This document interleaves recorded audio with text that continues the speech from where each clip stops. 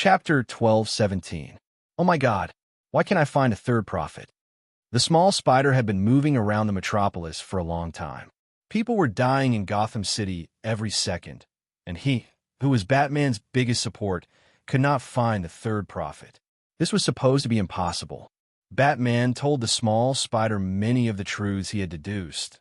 The small spider, who had been treated like a Boy Scout by the Holy Shield and the Legion, had taken on such a heavy responsibility for the first time. This gave him a strong sense of responsibility. When she wants to see me, even if I don't move, she will come to me. If she doesn't want to see me, I won't be able to find a prophet who can predict the future. The small spider knew this, but he was like a headless fly, searching the places where he and the third prophet had appeared. After another disappointment, he took off his mask in frustration. He sat down on the bench in Central Park and tried to remember where the third prophet might appear. Someone sat down next to him and handed him a cup of Coke. The small spider raised his head and was so shocked that he was speechless. Director Nick? Why are you here? Why was I sent to this world? What happened? The one-eyed dragon smiled. Peter, I know you have a lot of questions. We can talk slowly. Talk slowly. No, I don't have time.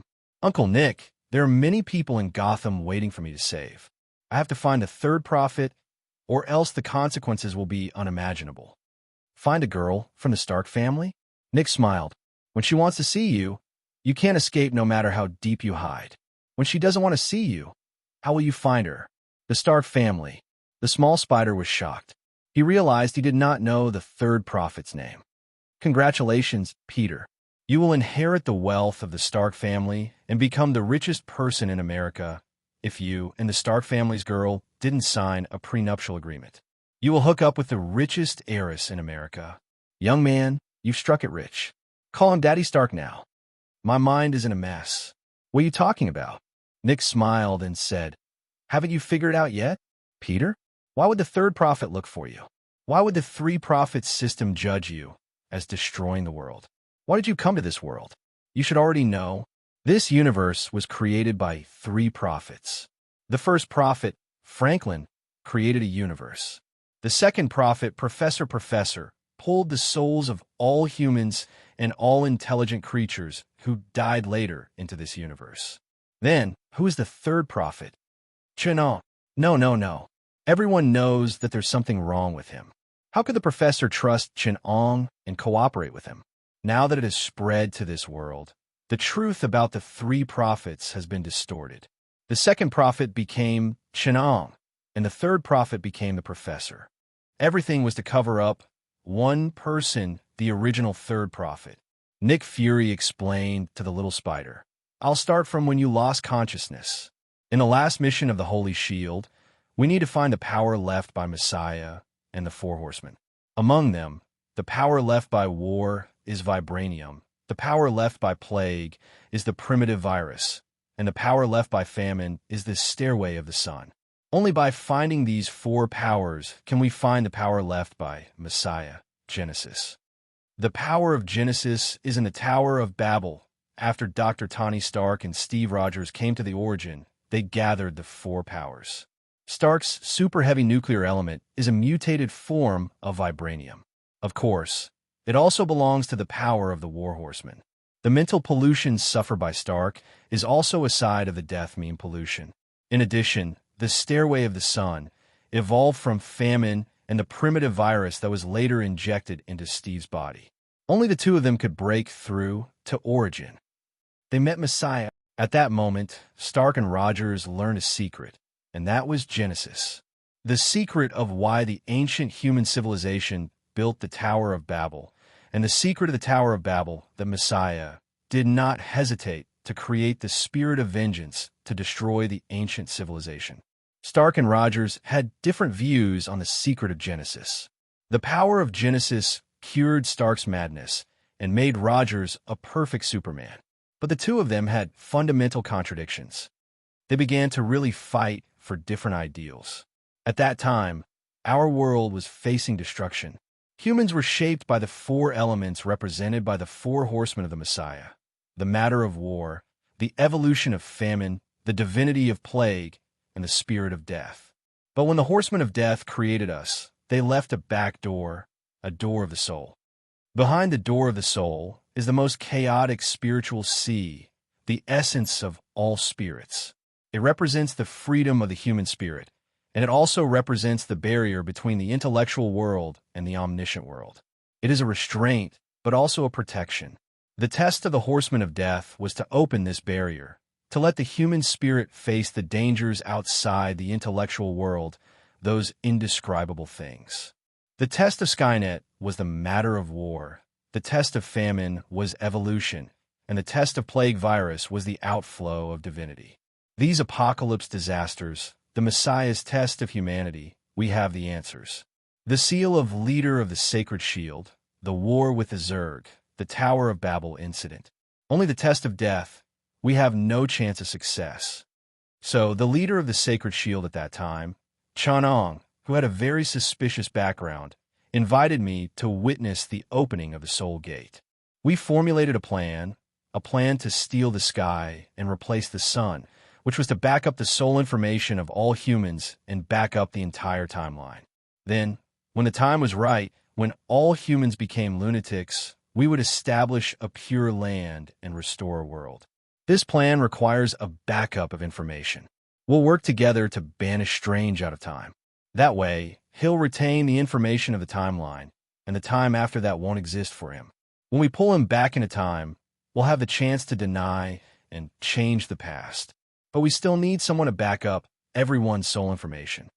So I went to find the leader of the Astrals, the strongest psionic, Professor.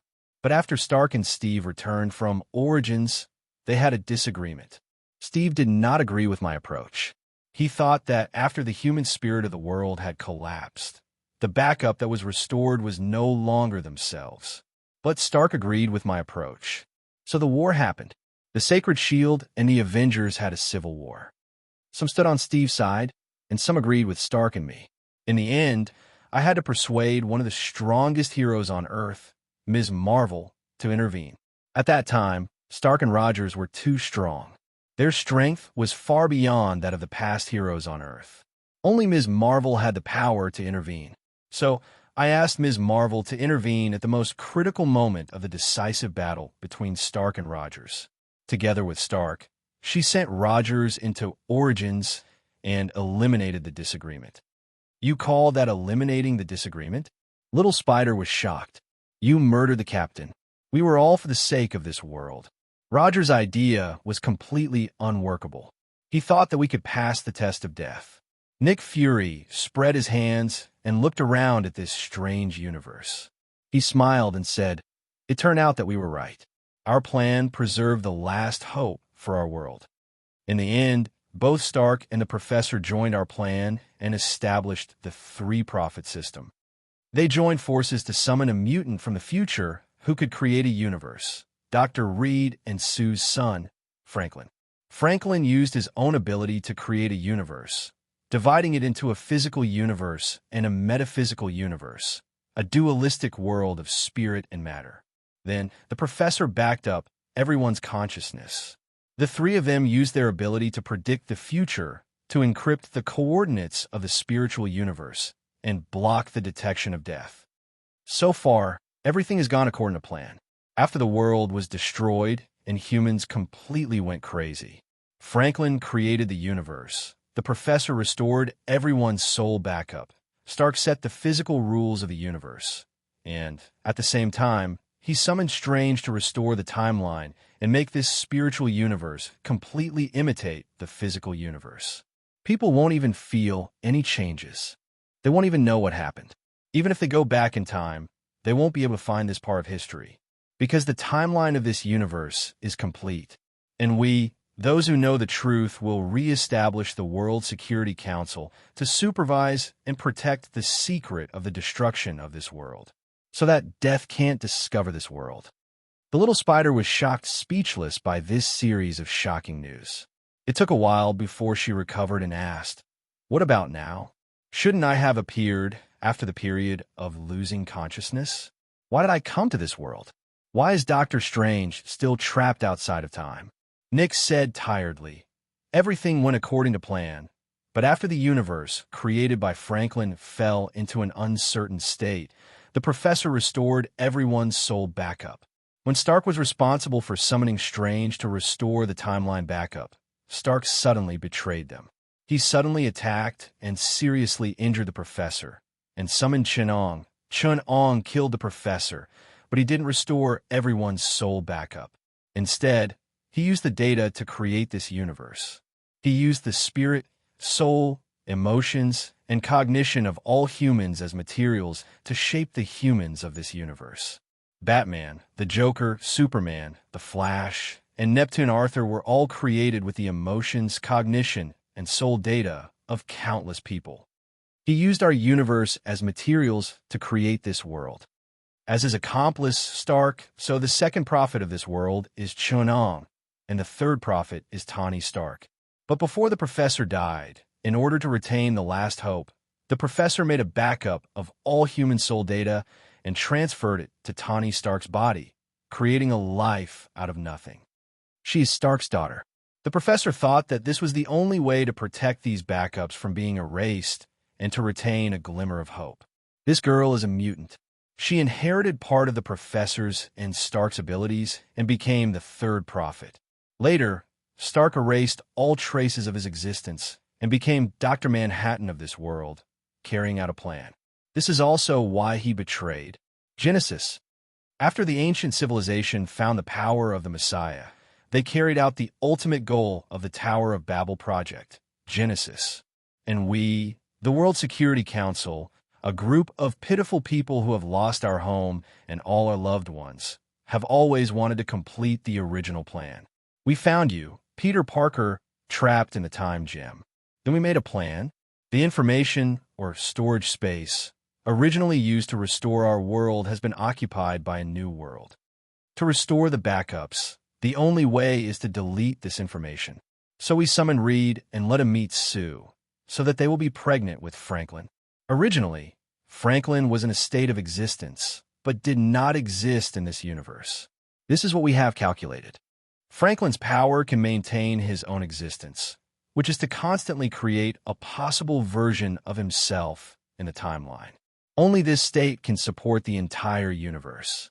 Once Franklin confirms his own existence or non-existence, the entire universe will lose its support and collapse with a bang. Everything will be destroyed, and we will fight for that opportunity, the opportunity to restore our world. Summon Strange, guide the third prophet, this high-dimensional information backup, and use all the souls and matter of this universe as materials to restart our world. When the time comes, when you open your eyes, you will return to the moment when you lost consciousness. All your loved ones, friends, that world will return. Sue is already pregnant. Franklin is about to be born. At that time, the first prophet will disappear and the entire world will be destroyed. That moment is coming. Nick said calmly, "Peter, join us and save our world." The little spider was confused. He held his head in pain and shouted in a daze, "Auntie May Gwen," thinking of his family, lover, and everything he was familiar with. He could not help but burst into tears. He cried. After coming to this strange world, the little spider had been suppressing his fear and confusion, alone in a strange land. Only he knew the fear in the depths of his heart. Why did he come to a strange world the moment he opened his eyes? What had happened to the original world? Was Auntie May all right? Was the universe safe from the crisis of destruction? Where was New York? Everything here is like New York, but what about his neighbors? I want to go home. The little spider knelt in the strange metropolis and sobbed. I want to go back to see Annie Mae. The little spider finally knew the truth of the two worlds. He knelt in this strange world and cried bitterly. He found that his worst-case scenario had come true. His original world was destroyed. Everyone was dead. Nick came before the little spider and patted his head. Like an elder, he said, "I also want to go home. We will be able to go home soon."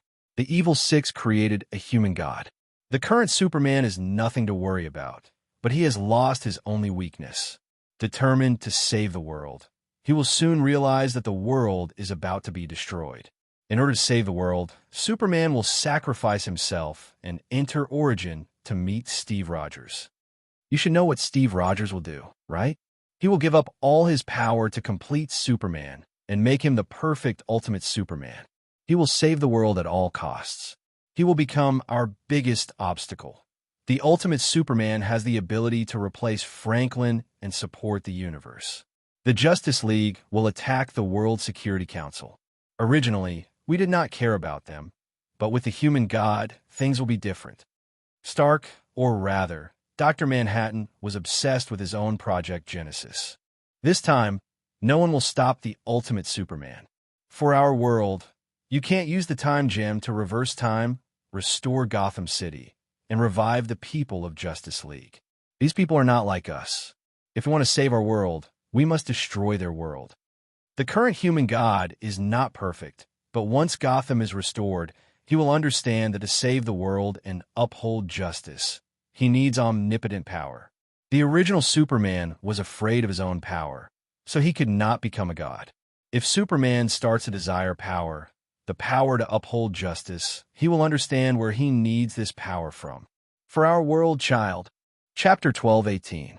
Aunt May, the little spider, sat on the rooftop of a tall building in the metropolis.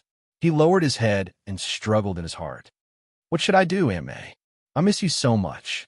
Even if you ask me to drink the secret nutritional juice, I will drink it. The little spider was unprecedentedly fragile. Everything in his head was a mess. He remembered what his uncle told him before he died. With great power comes great responsibility. He wanted to help others, and he wanted to take his own responsibility. But this time, the responsibility was so heavy that the little spider began to fear. Uncle Ben, you didn't tell me that this responsibility is so heavy that I can't breathe. I don't know what to do. When you don't know what to do, just flip a coin. The third prophet came behind Peter. She sat down beside Peter and handed him a coin. The little spider looked up in surprise. Prophet, yes, I hid from you to let you know this. The prophet said calmly. What should I do? Nick said you. The little spider wiped his tears in a hurry. Don't care what he said. Ask yourself what you are going to do. The third prophet said, every time I flip a coin, I know the result before it falls. It's the same with many games, so I want to try a completely unknown game where I let the coin decide what I want to do. Did you find a way? The little spider asked. Then I grew up. The third prophet said, only children decide a dilemma by flipping a coin. Adults know what they want to do before the coin falls. You are the same. Peter. The third prophet looked at Peter and touched his fingertips with her fingers. The little spider's fingertips were a little cold. At this moment, the little spider wanted to ask the prophet what decision he had made, but just as the prophet had said, when he wanted to ask, or even before he knew the truth, he had already understood his heart. He just couldn't accept it. That was why he was so sad, because he knew that he had left home forever. Those warm past, those who were reluctant to leave, eventually became memories. He couldn't go home. Spider-Man stood up as if he had grown up in an instant. He said to the third prophet, I'm going to get the eye of Agamotto. Nick, at least he told me how to save this world. Although I think Superman is wrong, we need him now. The third prophet laughed. She held Spider-Man's cold hand and whispered, I'll take you to Constantine. Don't worry about that one-eyed man. He can't find us. What the prophet didn't say was that in her 12,500 deductions, Spider-Man struggled, cried, even self-destructed, feared, denied, but his decision never changed. Any hero had to accept the process of growth, no matter how painful it was. Why would she choose to help Nick and the others? That world was their world. What did it have to do with her being a prophet? This was the world of the third prophet. She was now in the same world as Spider-Man. This was what the third prophet was after, and the reason why she betrayed the third prophet. Among the third prophet, only she belonged to this world, and only she was willing to protect this world. To stand together with another hero who was willing to protect this world. When they walked down the building, Constantine appeared beside them. Half of the sun had already risen above the horizon. Superman had made a painful choice. He chose to bear the responsibility of letting live. He killed all those who resisted and brought the serum to those who were chosen to live. Although the internal disputes of the Justice League were boiling, They had no other choice but to agree with Superman's choice. The Flash had not been able to save anyone in time. He was always one step away. Every citizen he wanted to save was killed before his eyes, and it was driving him crazy. His conscience was torturing him crazily. But to give him a breather, the Evil League did not stop him from injecting the serum into the citizens of Gotham. Otherwise, Barry would have lost his belief in becoming a hero forever.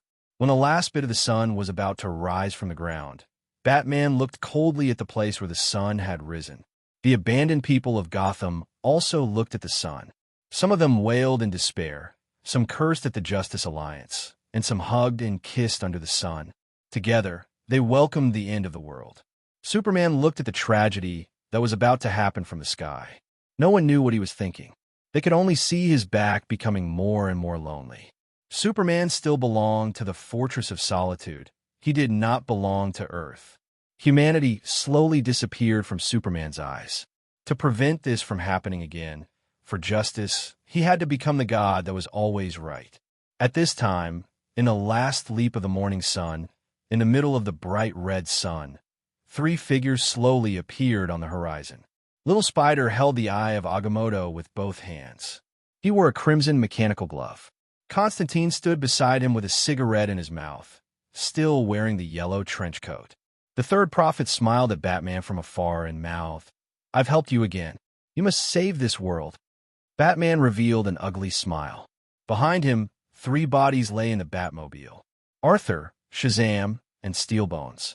Because Hawkman and Hawkwoman had decided to leave this world and end the curse that had tortured them for 4,000 years, Batman did not resurrect them on his own. There were also the heroes who died when the Watchtower exploded. Everyone came to Gotham City that was about to be destroyed. As the eye of Agamotto slowly opened, a magical green light covered the entire Gotham City. The collapsed buildings started to recover. The blood on the streets started to disappear, and the wounds on the corpses started to close up. The zombies that started to turn into zombies started to lose their ferocious expressions and the black blood flowing out of their noses and mouths. The zombies that pounced on their families retreated step by step. They started to regain their senses, and they found that the blood on their right arm started to disappear through the eye of Agamotto. The little spider found the cause of their poisoning in the timeline and erased the source. Arthur coughed and sat up in the coffin. He blocked the sunlight with his hand and said, "Strange sunlight, where's the ceiling of my house?" Then he touched his upper body in surprise. Looking at the beautiful tattoo that was undamaged, he said, "I remember someone cut a big scar here. Am I dreaming?" Steelbones was even more horrified. All that was left of him was a crushed electronic eye. His entire body flew over from some unknown corner of the universe. When he gathered, he spoke with the grid. "Where's this place?" Then, the grid was imprisoned by the backup Batman had installed on Steelbones. He screamed as he was imprisoned by Steelbones. "You're indeed Batman. You always have a plan." Steelbones looked up at Batman's back in surprise. Shazam coughed and woke up. When he saw Steelbones, his face was filled with horror. He shouted, "Shazam!" But the lightning that he had imagined did not appear. Batman was not that kind to resurrect Wizard Shazam. With the help of the Time Gem, the whole of Gotham was resurrected. The serum turned back into blood and returned to Lewis's body. In the most tightly guarded place of the Justice League, the mummified Marcia's body started to fill up. She opened her eyes tiredly. Superman had appeared in front of her. He buried his head in his foster mother's hand and held it. "Is this your plan?" Wonder Woman was finally happy when she saw that her companions were resurrected. She joked to Batman, "Good job." Batman shook his head and said, "I didn't win." He looked at Superman's back and whispered, "Everything can't go back to the past. This will only make Superman believe that justice supported by power is true justice. He has decided to sacrifice himself and become a god." Superman said goodbye to his foster mother, Marcia. "I'm sorry, Mom." "Clark, you've done well," Martha said gently. "Not good enough." Superman said goodbye to his mother and came to Spider-Man and the third prophet. He said gently to Peter, "Thank you, Peter, but I should do what I need to do." Spider-Man did not understand, but the third prophet stopped him and asked him to show the Eye of Agamotto to Superman. Superman tapped on the time gem that had not been closed yet and disappeared in front of them.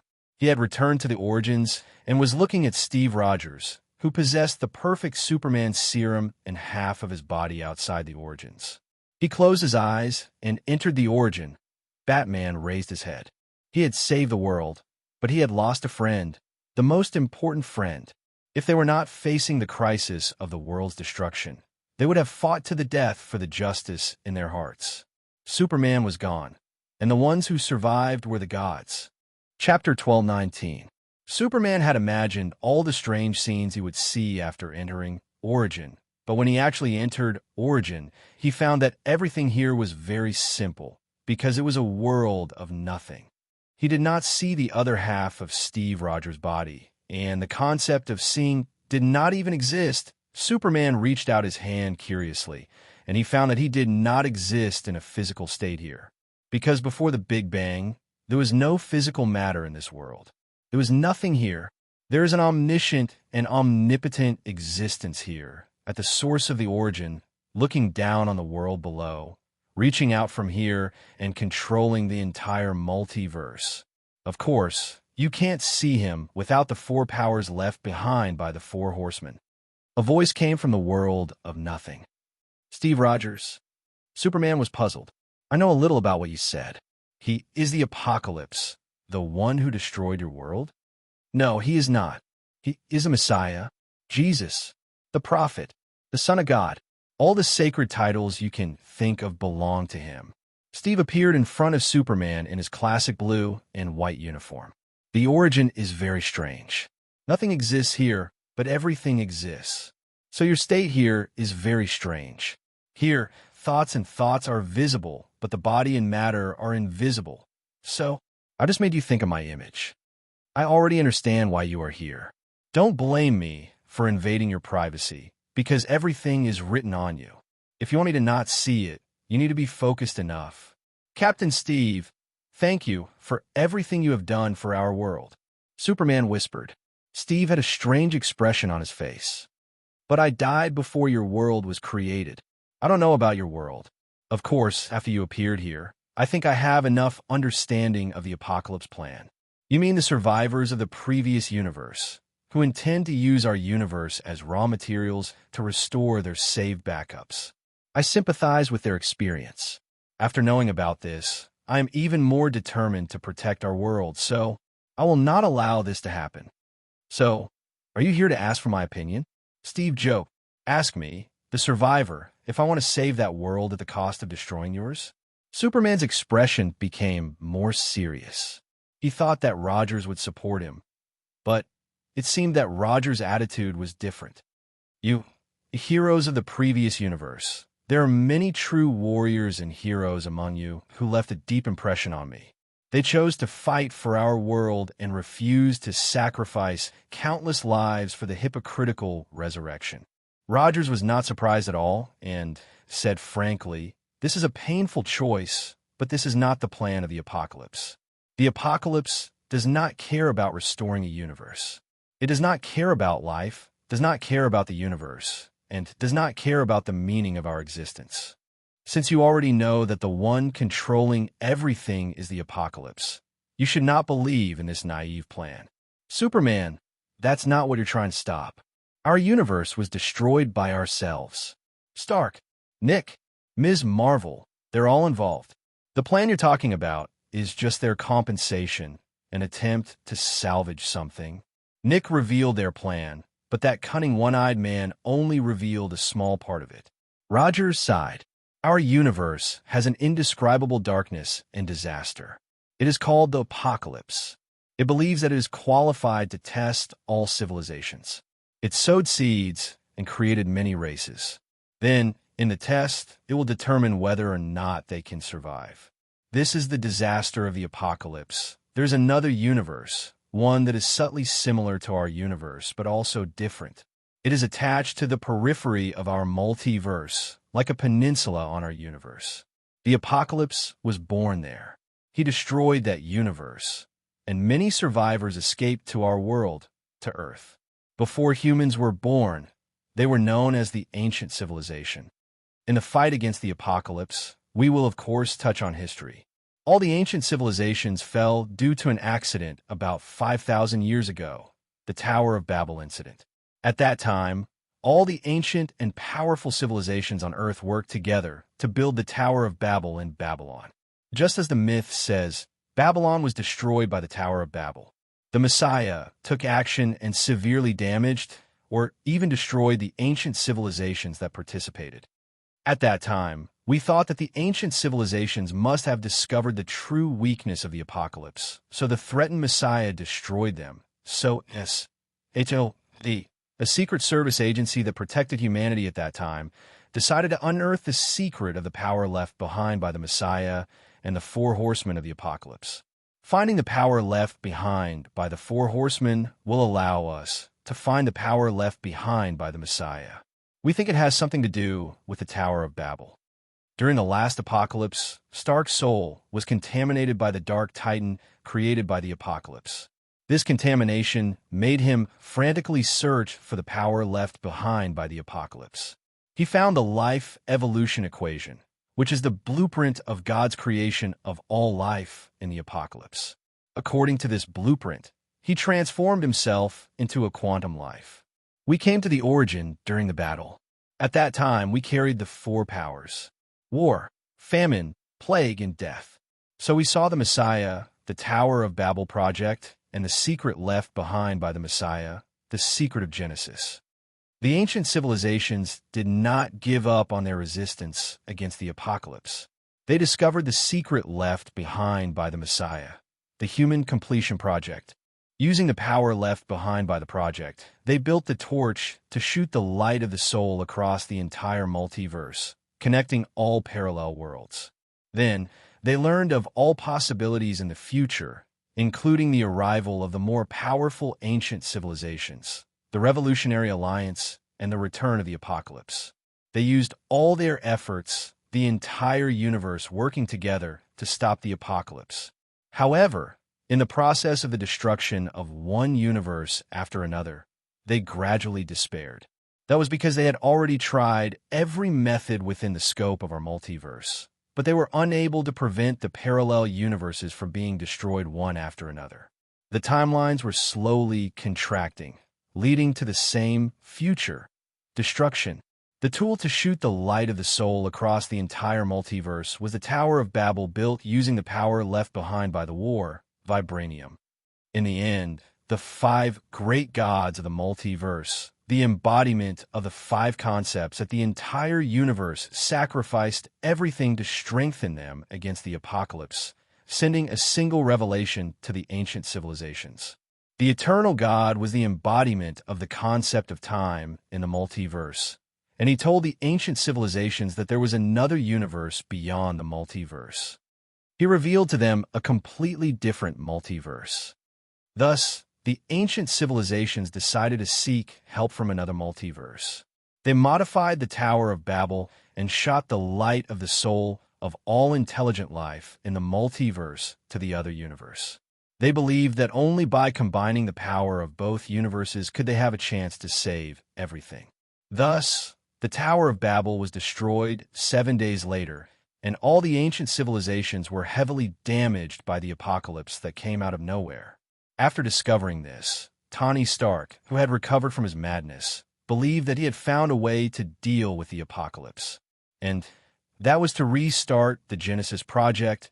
At first, I thought that he was right, that it was the only way to save our universe, but Thanatos came to me. He was a cosmic villain, a ruler of the Milky Way galaxy. He told me that the Messiah didn't destroy the Tower of Babel because it was a threat, but because she didn't like the examinees cheating. Moreover, the Messiah raised a fatal question: why would the other multiverses risk destruction to save our universe and provoke the unspeakable darkness of the apocalypse?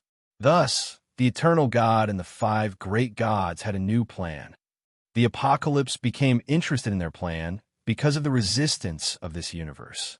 All the variables were no longer enough to exceed his calculations. This hopeless resistance made him bored, so he wanted to create a huge variable to give us the space to create miracles. The original plan of the ancient civilizations was to let the eternal God and the concept God of another multiverse embrace destiny, allowing the two multiverses to temporarily fuse. But the apocalypse plan was to let the eternal God forcefully insert destiny and let our universe forcefully insert into another multiverse, breaking through the barrier between the two universes and creating a passage to that universe. In the face of the apocalypse, they would stand with us sooner or later. Even if they didn't, the five great gods who fused the two universes would become even more powerful. This way, they would have the capital to fight against the apocalypse. The Thanatos received the power of death from a parallel world destroyed by the apocalypse. He knew the truth of the plan and his own memories and power. He believed that bringing the apocalypse to another universe and dragging the other multiverse into the abyss of destruction was wrong. He wanted to save the other universe. So he created the Alliance of Saviors, trying to destroy Earth, the power left behind by the Messiah, and the Four Horsemen, and the power of Genesis. I think that the Thanatos was right. Even if there was no hope, we shouldn't let the apocalypse obtain another universe. But Stark and Nick believed that the Genesis plan was the only hope to save our universe. We had a civil war. The result is as you can see. So the destruction of the single universe we were in was not only the disaster of the apocalypse, but also the material for the plan of the five great gods and the apocalypse to open up another universe. Now they have created a binary universe, using the material foundation of our universe to create a parallel world in the opposite multiverse. This world was created according to the timeline of the opposite multiverse, so this universe could pass through the wall of origin between the two universes. The three prophets system, is actually a set of Trojan viruses. A Trojan virus specially designed for the wall of origin. 3 sets of unlocked-on variables encrypt our universe, disguising it as a concept that is harmless to the other universe, and enter there. As for you, the Justice Alliance, they imitated the anchor point created by the heroes of the other universe, anchoring this binary universe to the opposite universe. This way, this world will become a bridge between our universe and the opposite universe. But that's not all. They decided to destroy this world and blast open a passage in the middle of the wall of origin. All parallel worlds in the multiverse only have one portion of matter, and all parallel universes use one portion of matter. This is also the fundamental difference between the two universes. Any open portal has the possibility of being repaired. But if all the matter of the parallel universe we are in is mixed with the total mass of the opposite multiverse, then every portion of matter will become a perfect portal beacon, and the two universes will never be separated. This is the Genesis plan to create a world where the two universes merge, and then destroy it. Superman, bring my power to stop their madness. We are the saviors. Superman knew the whole truth and was completely shocked by this dark plan. As for the reboot plan, it does exist, but it is a reward for Stark and Nick's crazy execution of this plan. When the two universes are connected, the apocalypse will destroy a world and use that world as the raw material to restore their world. This way, Stack and Nick could go all out and do whatever they wanted. They will no longer feel guilty, even if it means destroying their own world to invade another multiverse, even if it means destroying a single universe and using it as the raw material to resurrect their own universe. /book_15466/LGenius1 second to remember website address. Mobile URL. Chapter 1220. It's time for the final battle. Batman looked up at the moon and made a judgment. Meanwhile, Chun-Ong was still in the laboratory, dissecting himself. There was a period of time when he did not conduct human experiments and abided by human scientific ethics. However, when he realized that all of this was completely meaningless, he overturned this principle. Now, however, he began to reduce the number of human experiments because he realized that there was a type of experimental subject that was more effective. That was himself. Using some test subjects to conduct experiments, no matter how perfect it was, could only obtain information and data from one perspective. If he used himself as a test subject, it would be a double surprise. For Chenong, there could be countless versions of himself at the same time. And Chenong could also easily change the objective state of his body. So except for some experiments involving the mind that required a wider range of specimens, Chenong began to make all kinds of copies of himself to do experiments. His artificial intelligence state, his Kryptonian bloodline, entropic life form, nuclear life form, all kinds of material body states. Chenong's copies of himself were enough to form an evolutionary equation of life. One of the negligible consequences was that the experimentals, who had dared to express their emotions to Chenong at first, instantly lost their will to resist after seeing the experiment Chenong had performed on them. Like plastic bags in a Category 10 typhoon, they instantly disappeared without a trace.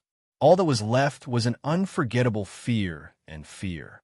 Today was the end of an important experiment, and it was also the time to start preparing for the merger of the project team. Chenong ended the experiment earlier, and the remaining time was worth wasting on some mental communication with the future test subjects and answering their doubts.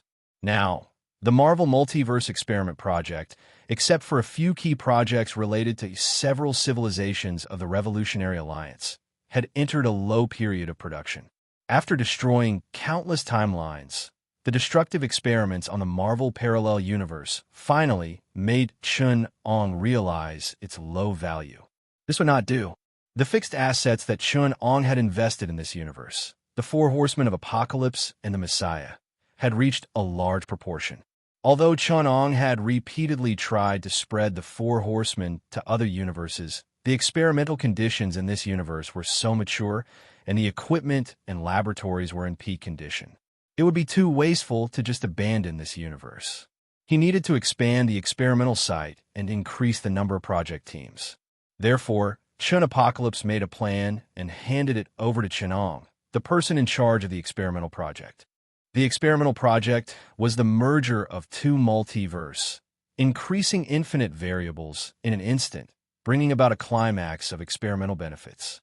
Chenong carefully selected a universe with the most similar nature to the Marvel Universe. It would also provide a preliminary verification for the next big plan. That anticipated plan was called the Ultimate Laboratory. Chenong intended to create a laboratory universe that would never stop expanding. The ultimate multiverse if the two multiverses were successfully fused. After backing up the multiverse, he would fuse them together without destroying the diversity of the multiverse, creating a massive multiverse system that would serve as his laboratory. Chen's Apocalypse could now continue to be researched and would no longer lack materials or projects. This gloomy, psychopathic plan was just like a biology enthusiast who wanted to create an incomparably rich ecosystem to provide him with research samples. Chenong was also committed to creating such an ecosystem of species and civilization. Diana was sorting out her equipment. She carefully took care of the artifacts given by the Amazon Queen and her brother, the god of fire, and nurtured them to their best state, ignoring the Olympian god's incessant pleas and warnings in her ears. "Don't provoke him, Diana, please. He will destroy us all. Hasn't he already done that?" Diana looked up and asked, "What are you still afraid of? Isn't he already prepared to destroy the world? As gods, can't you be a little bolder and fight against him? What else do you have to lose? Even if the world is destroyed, we still have hope of survival.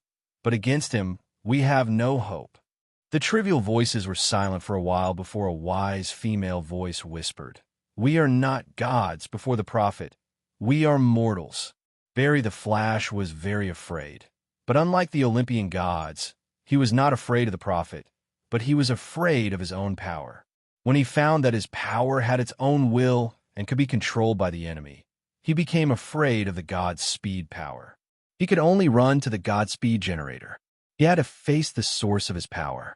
After entering the universe of the Godspeed generator, Barry met another Barry. He kept running in the dark universe, and the Godspeed power was generated from every step he took. "You have to stop him, Barry." The other Barry Allen listened to Barry's story and said, "I've always had a question. After the flashpoint, I messed up everything and rebooted the entire universe. At that time, I was very confused. What was outside the wall of origin? Now I know, outside the wall of origin is everything. The wall of origin is our universe's protective barrier. It is a defense system that prevents the second prophet, a crazy and evil existence, from invading our world.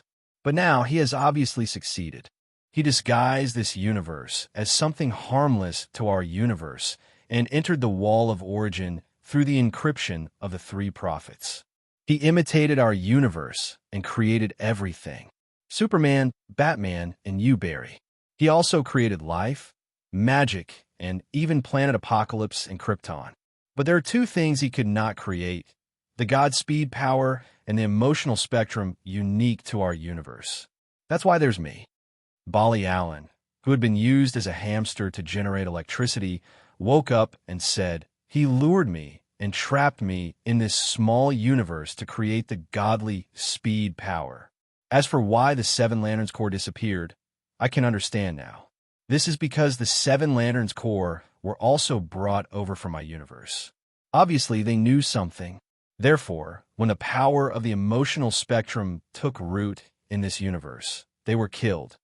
When I was saving our world, I saw countless dangerous, crazy, and unbelievably powerful opponents.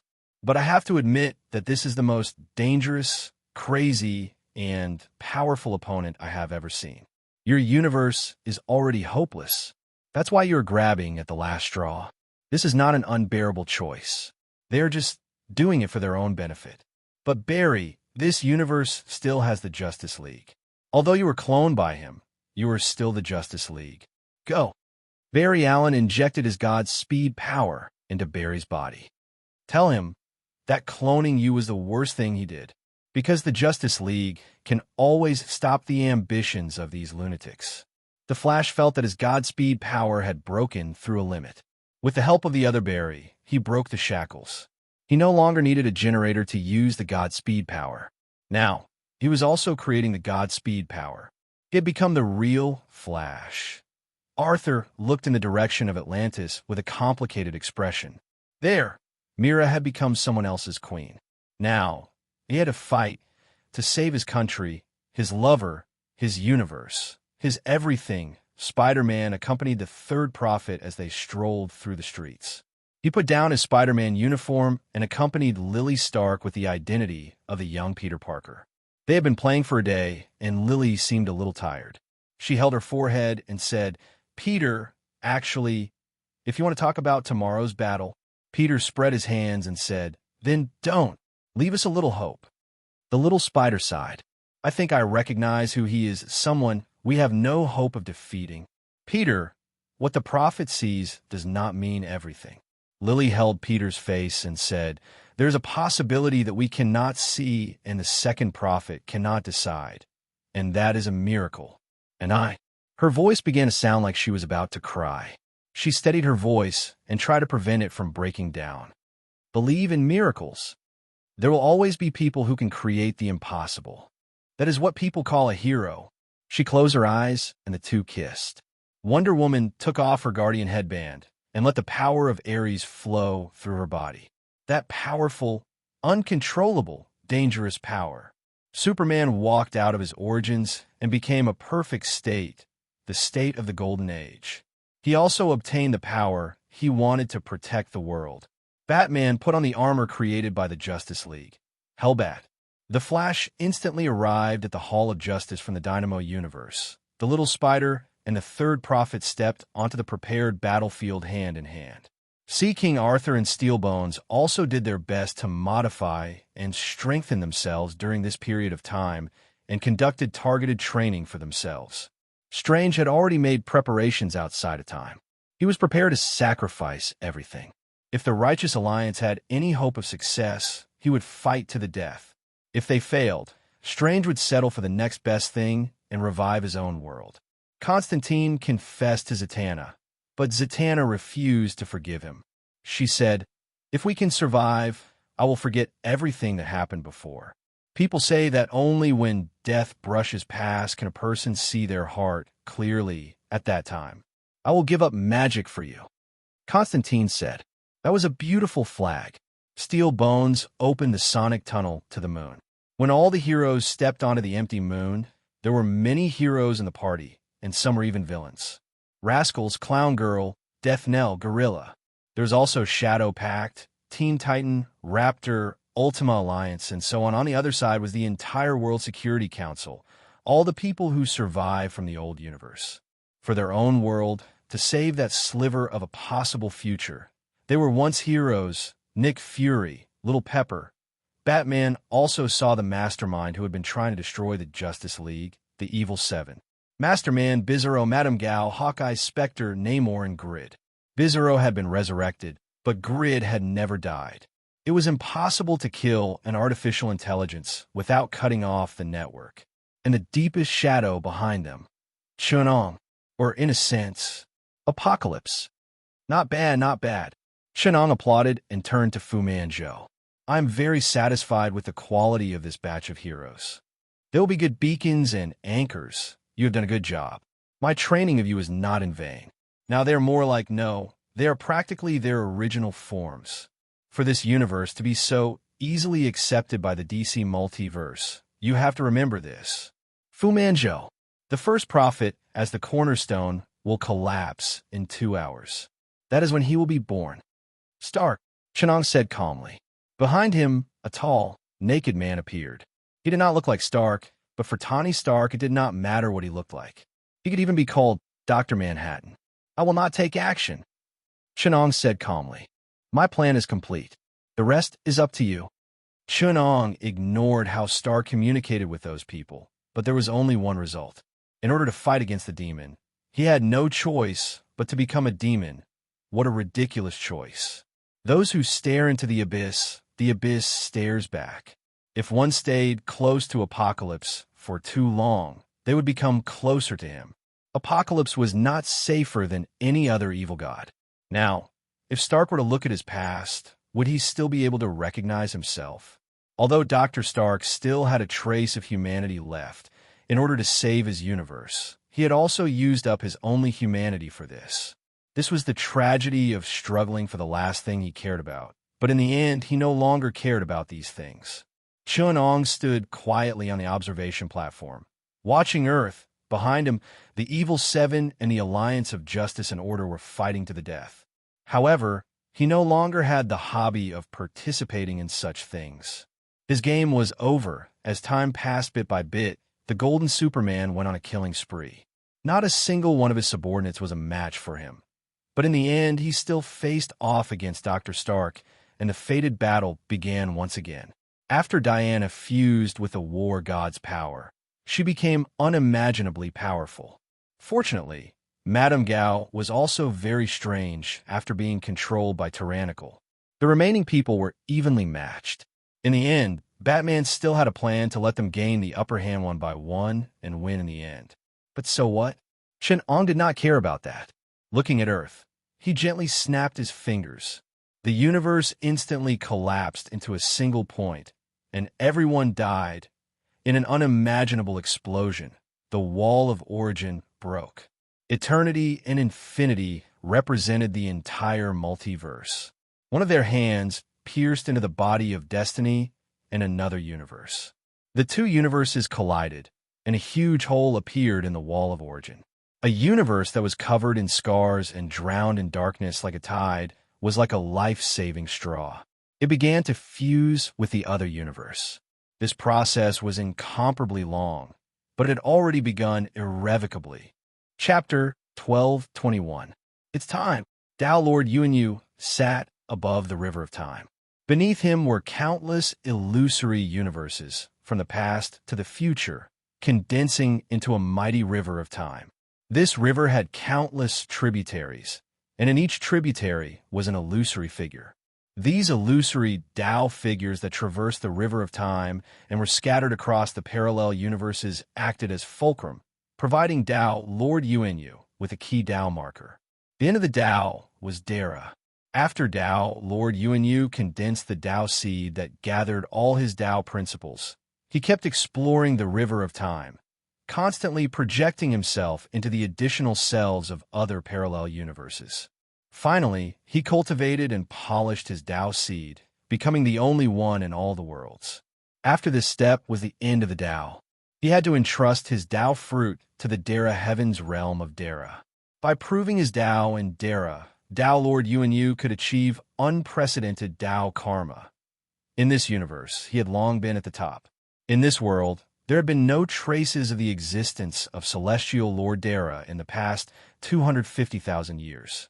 Even the few fellow Taoists who had achieved illusory Tao fruit and perfected golden immortal Tao karma had successively dissipated in the dangerous search for the Tao Dara. If not for Daozu scriptures, Tao Lord Yuan would have thought that the Dara realm was just an illusory legend. Legend had it that the highest of the 36 heavens was Dara heaven.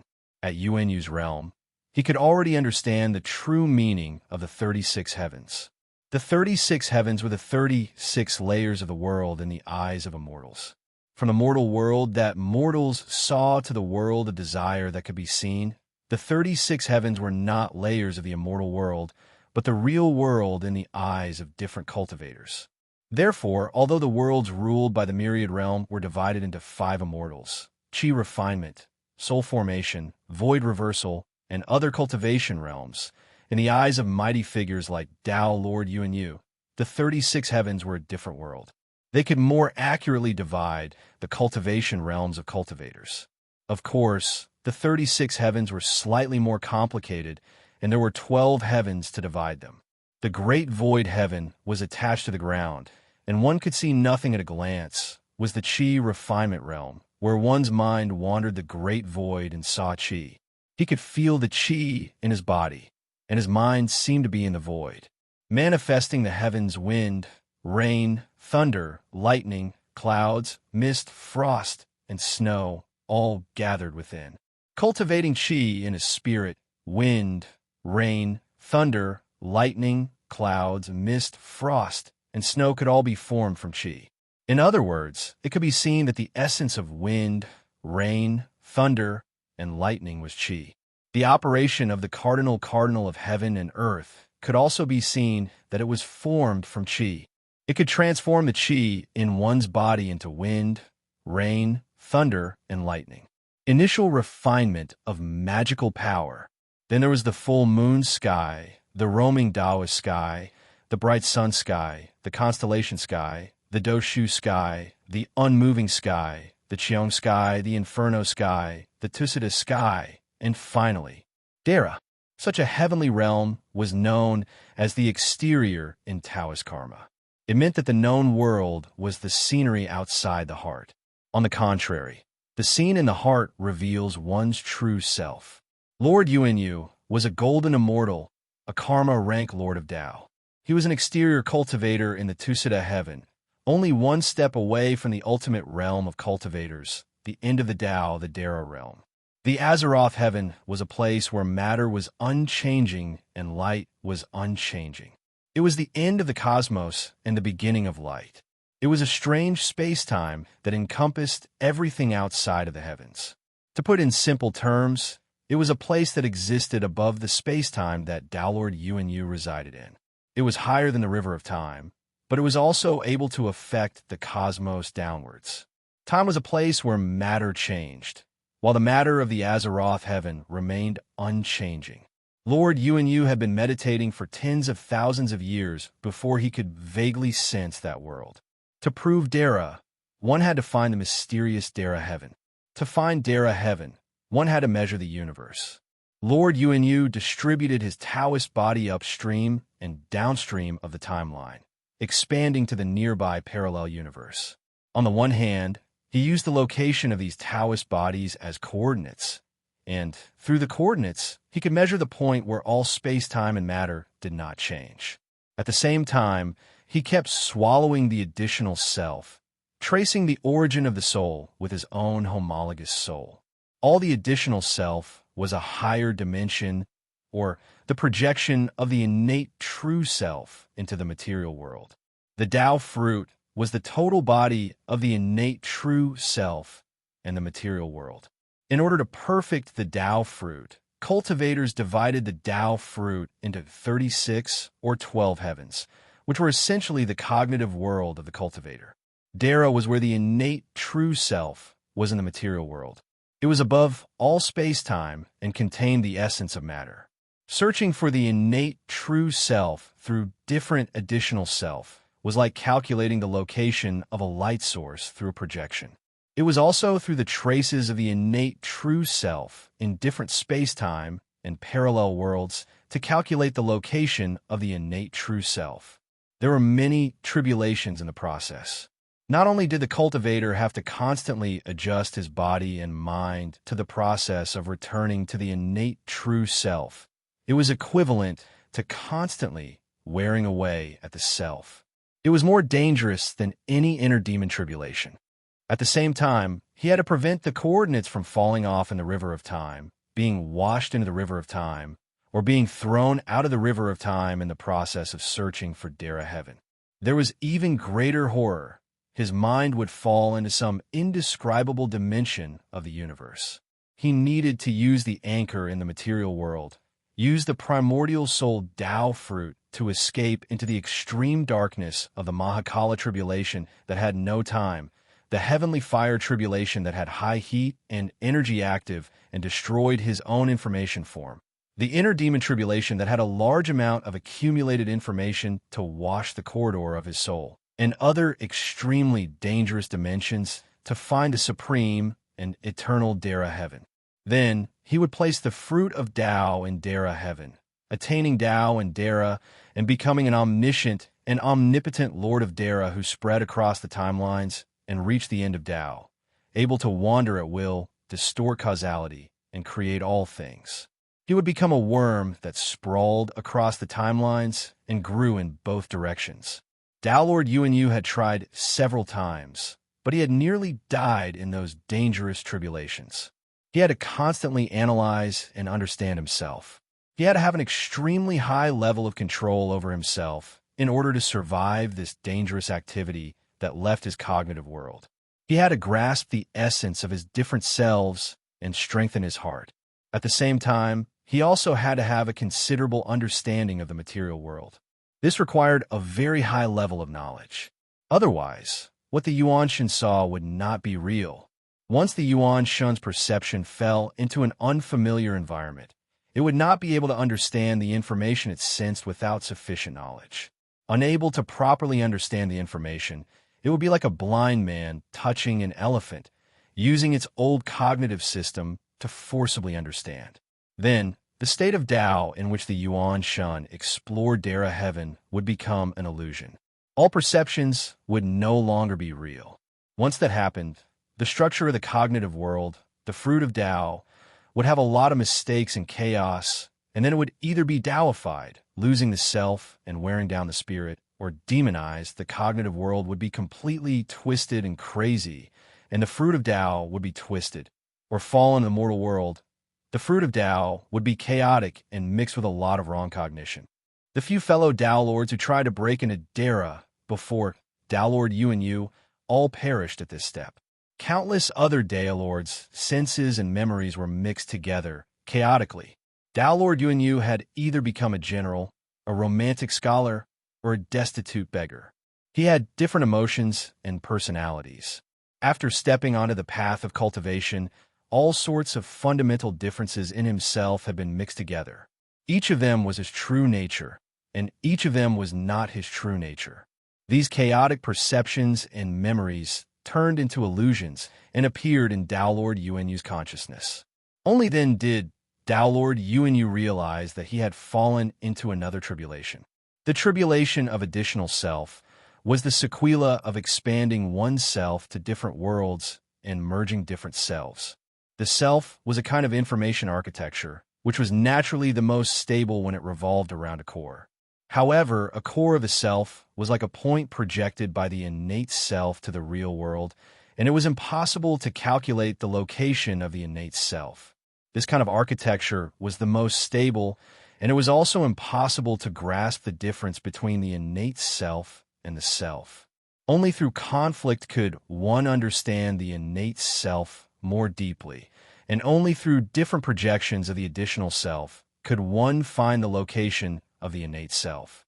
Therefore, the difficulty was that on one hand, breaking into Dara required the conflict of different selves, and on the other hand, the conflict was wearing down the original self of Tao Lord Yuanyu. This was one of the simpler tribulations of Dara, the tribulation of additional self. Buddhism called it the self-image, and all living beings' image. Tao Lord Yuanyu had to abandon most of the self-structure. When faced with the conflict of the self, each self had a different personality, and each had different feelings. The best solution was to throw the feelings and personality out of the core of the self, making them an unimportant part of the self. This was relatively simple for Tao Lord Yuanyu. After all, he had been cultivating for nearly 10,000 years, and the more intense feelings and personality were the feelings he had when he was young, and he had long forgotten them. Therefore, when such conflicts occurred, he only needed to forget his feelings, and he would be able to marginalize most of the conflicts of the self, making them a dispensable part of the self. He would abandon most of the feelings and personality of the additional self that had been merged. Finally, the personality that had cultivated for 10,000 years would be the most stable at the core, and it would naturally marginalize the other selves. This was one of the simpler tribulations of Dara. After passing through countless strange and dangerous dimensions, the Tao bodies below him collapsed one by one. Finally, Tao Lord Yuanyu's eyes suddenly opened wide, and the overlapping Tao bodies and countless shadows overlapped in the river of time, superimposing that long stretch of time and space on a single point. An illusory Tao fruit suddenly leaped out of Tao Lord Yuanyu's head and fell into the river of time. It smashed on that point. Suddenly, the Tao fruit opened up a boundless, endless, unchanging, supreme world. Heaven of Dara. The last bit of Tao Lord Yuanyu's consciousness and natural spirit descended, entering the core of the Tao fruit. The heaven of Dara was within the Tao fruit. It wasn't a material world that truly existed, but a cognitive world that was developed after one's consciousness understood some of the supreme truths of the material world. After escaping into the heaven of Dara, the way one's consciousness understood the world underwent a complete transformation. Tao Lord Yuanyu felt that the essence of the entire universe was revealed in front of him. The river of time didn't exist, and it was just a manifestation of Yuanyu's understanding of space-time. But now his understanding of space-time could no longer be expressed in such a superficial manner. He reappeared in the material world, and things appeared in his eyes. They were no longer rigid forms or chi, but extremely rich and comprehensive states that included all futures. He could see through their past, future, and all their attributes at a glance. The fate of any living creature could be seen at a glance. As far as he could see, he could even sense that his existence was extending upstream and downstream of time. He probed into the origins of the entire world and extended beyond time. After passing through countless years of time and the countless births and deaths of a myriad world, he arrived at an unimaginably vast universe, the primordial universe. In this universe, he sensed many life forms that were like him.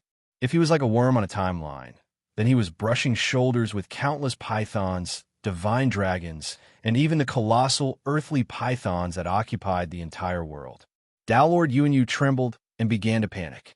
The more he swam upstream, the more terrifying the other Dara he saw became. In the end, he saw a giant that surpassed his understanding and imagination, a giant that encompassed all concepts and everything.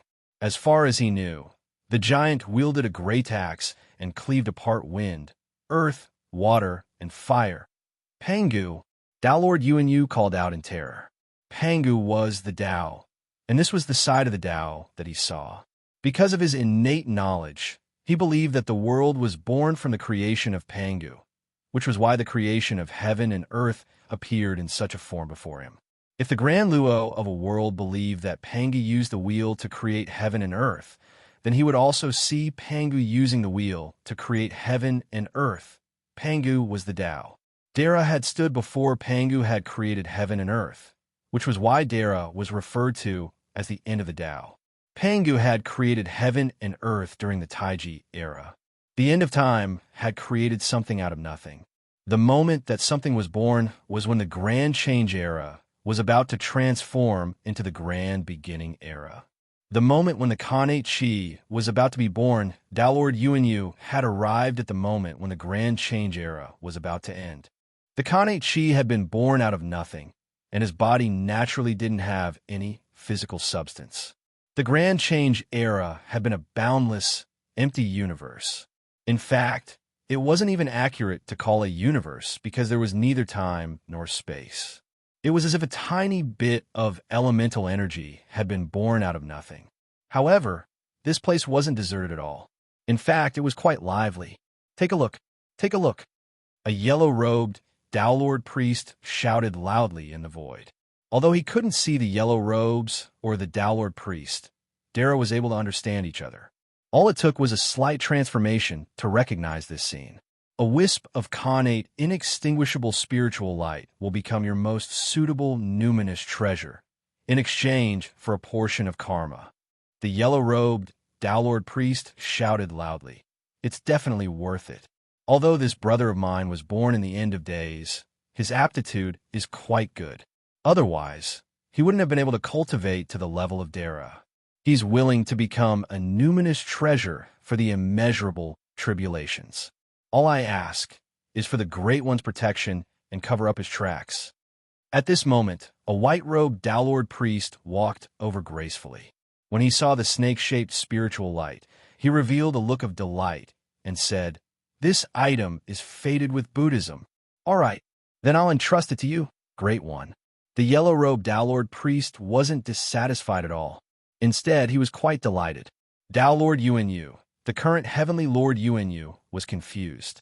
He hurriedly tugged on the sleeves of a white-faced youth who was passing by and said, "Fellow Taoist, wait." When the youth heard this, he stopped in his tracks and said, "Are you new?" Heavenly Lord Yuanyu said humbly, "This is the first time this humble Taoist has come here. May I know what's so mysterious about this place? This Khanate inextinguishable spiritual light is..." The youth smiled and said, "This is the end of the Tai era, when vital chi hasn't been born. This is the starting point of all Dara's reversal of time and space. It's also the origin point of time in this universe. Dara has no beginning and no end. It has the same lifespan as the universe. It's the most ancient, so everyone was born here. We arrived at the time before vital chi was born. Because matter was born after Pangu split the heavens in the Tai era, when yin and yang were divided, there's no matter here. Meanwhile, vital chi was still born during the Grand Beginning era, which is the next moment. Therefore, there's no vital chi here. Only Dara's essence, a bit of spiritual light, can exist, which is the state you and I are in now. Born for the Khanate, and Dara's essence is inextinguishable, so it's called the Khanate inextinguishable spiritual light. There are many potential transactions between Dara here, but because everything doesn't exist, the transactions here are only the Khanate inextinguishable spiritual light or postnatal karma. In other words, it's either selling one's body or selling one's body. One is selling one's present body, and the other is selling one's future body.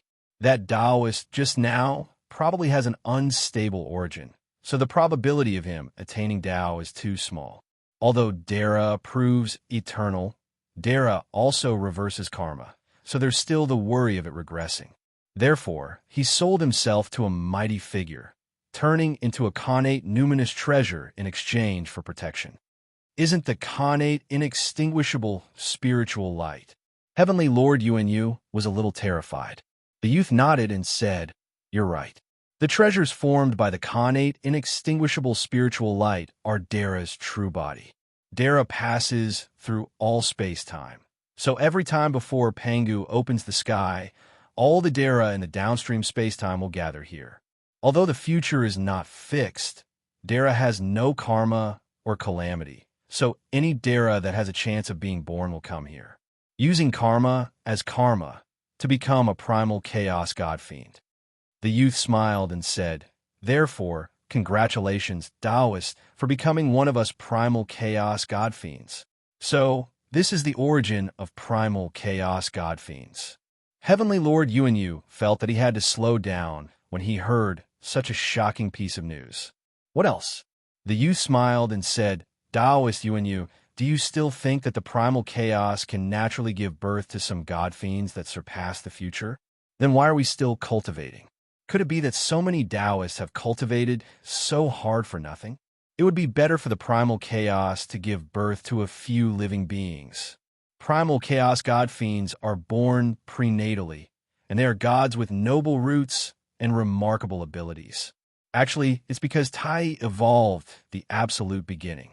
When something was born out of nothing, the existence was born. We, Dara, cross time and space to come here, using karma as the cause and creating our roots. Now, Taoist Yuanyu is also a primal chaos god fiend.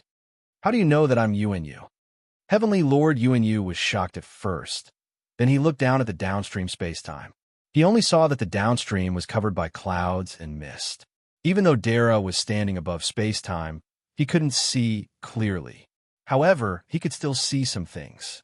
Those things that were covered were naturally the other Daras doing to hide them. When Yuanyu first came to the Tai era, he was just a rookie that had just vindicated his Tao. Naturally, he couldn't see through the tricks of the veteran Dara. However, he understood that Dara was omniscient.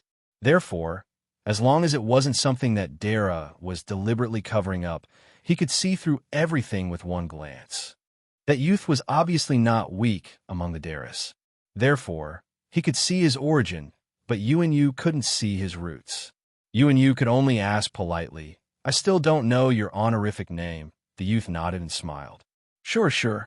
I'm River Styx, and I'm also new here. I only know a little more than Taoist Yuanyu, so I came to show off. I've embarrassed myself in front of Taoist Yuanyu. Chapter 1222. River Styx. When Heavenly Venerable Yuanyu heard this name, his body couldn't help trembling. He thought to himself, is this the River Styx that I'm thinking of? River Styx of the Blood Sea, the mighty being who founded the great Azura Devil Path in the future. Before Pangu created the world, the waters were indeed deep. Such mighty beings could actually be found everywhere. After Dara, it's like a whole new world. This thought flashed past Heavenly Venerable Yuanyu's mind, and he hurriedly returned the greeting. It's actually Cult Master River Styx. This lowly Taoist has just arrived and doesn't know the rules.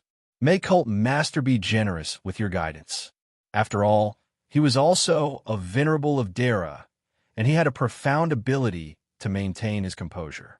Even if he suddenly met those legendary almighties, Heavenly Venerable Yuanyu only needed to adjust himself a little before he got used to them. River Styx was very kind and seemed to be willing to help others. He immediately explained, Fellow Taoist, do you know the Grand Cosmos' 5 manifestations? The pre-world refer to the time before Pangu created the world. The 5 Tais refer to Tai Yi, Tai Chu, Tai Shi, Tai Su, and Tai Ji, the 5 pre-world creations. And the state of the creation of the universe was the Tai Ji, which was a transition from Tai Ji to the 5 stages before the creation of the world. Infinity was chaos. It was also the ultimate concept of Tao, boundless, limitless, and without end. This formless, primitive state of the universe was also known as the chaos. Of course, there was no chaos chi in the chaos, nor was it a space filled with chaos chi. In fact, there was no space here. Infinity was a state without a center or boundary. There were no chaos fiend gods or primordial spiritual treasures. They were all transformed from the future Dara. Even Pangu was not born in the chaos. Pangu was created by fighting, not by being born. The primal chaos was Wuji, and the process of the primal chaos opening up was Wuji giving birth to Taiji. There were 5 stages in the Wuji begets Tai Chi. The first stage was the Tai era, which was the most ancient era that Dara had traced back to. The starting point of time, Yin and Yang had not changed. The vast emptiness. There was no light, no form, no name. Lonely and desolate, it is called Tai Yi. Tai was the beginning of the gods, but the Chi was never seen. Tai Yi was the beginning of everything. There was nothing, an absolute state of nothingness. At the end of the Tai era, God appeared. It was the origin of all things in the universe, the supreme and purest inextinguishable spirit light. In other words, the grand heavenly immortal realm had only been able to take advantage of the gap between the grand change epoch and the grand commencement epoch, creating something out of nothing in the instant when vital chi was born. This was the period of time when Yuan Yu arrived, the origin of all Dara's footsteps. Strictly speaking, this time of creation belonged to the time when the Tai Chu era and the Tai era intersected. That was why it was said that there was a Tao in the Tai Chu era, and the Tao and the God existed together. After Tai was Tai Chu. It was formless and without substance. There was only the state of one Qi. There was Qi, but there was no form. This was what was commonly understood as chaos. After the Grand Beginning era was the Grand Prime. Form without substance, not visible to the senses. Yin and Yang intersect, mixing into one, giving birth to form from one. Although it has form, it does not have substance. This is called Taisha. At this time, the state of the universe was similar to what the future generations understood as chaos. The chaotic energy of Yin and Yang filled the world. The primordial numinous treasures and gods and demons of chaos, both of which were Dara's avatars, breathed in and out the chaotic energy. Everything was in the process of being born. Taisha turned into Taisu. Taisha changed and took form. It had form but had substance but not a body. This was called Taisu. At this time, everything in the chaos took form. The gods and primordial numinous treasures gave birth to their true forms. The 3,000 gods and demons of chaos, all of Dara in the universe, were completely formed. Then, some extremely powerful Dara slaughtered all the gods and demons, proving Pangu's Tao, splitting heaven and earth, splitting yin and yang. Pangu splitting heaven and earth was the Tai Chu era. The Tai Chu era was the state of the birth of the universe. The first 4 states belonged to the Wuji era. In the Tai Chu era, the Wuji era opened up, the universe was born, yin and yang were divided, and the pure and turbid were separated. 1 begets 2, 2 begets 3, and 3 begets all things. Tai Chu, Taisha were the process of Tao begetting 1. 1 was born in the Tai Chu era. After the Tai Chu era, in the Tai Chu era, 1 begets 2, 2 begets 3, and 3 begets all things. Then, Pangu's body perished and became the chaotic world. After River Styx's explanation, Heavenly Venerable Yuan Yu had a rough understanding of the chaos Wuji he was in. Dara, or rather, the gods and demons of chaos, opened up this gathering point at the turn of Tai and Tai Chu eras, allowing everyone to communicate with each other. Most importantly was to make deals. Since fellow Taoist knows that we are gods and demons of chaos, you should have some guesses about the upcoming tribulations. River Styx said with a smile. Of course, Dara has no tribulations. The so-called tribulations are the tribulations of this world, the tribulations of our external appearances, and the tribulations of the gods and demons in the eyes of all living beings.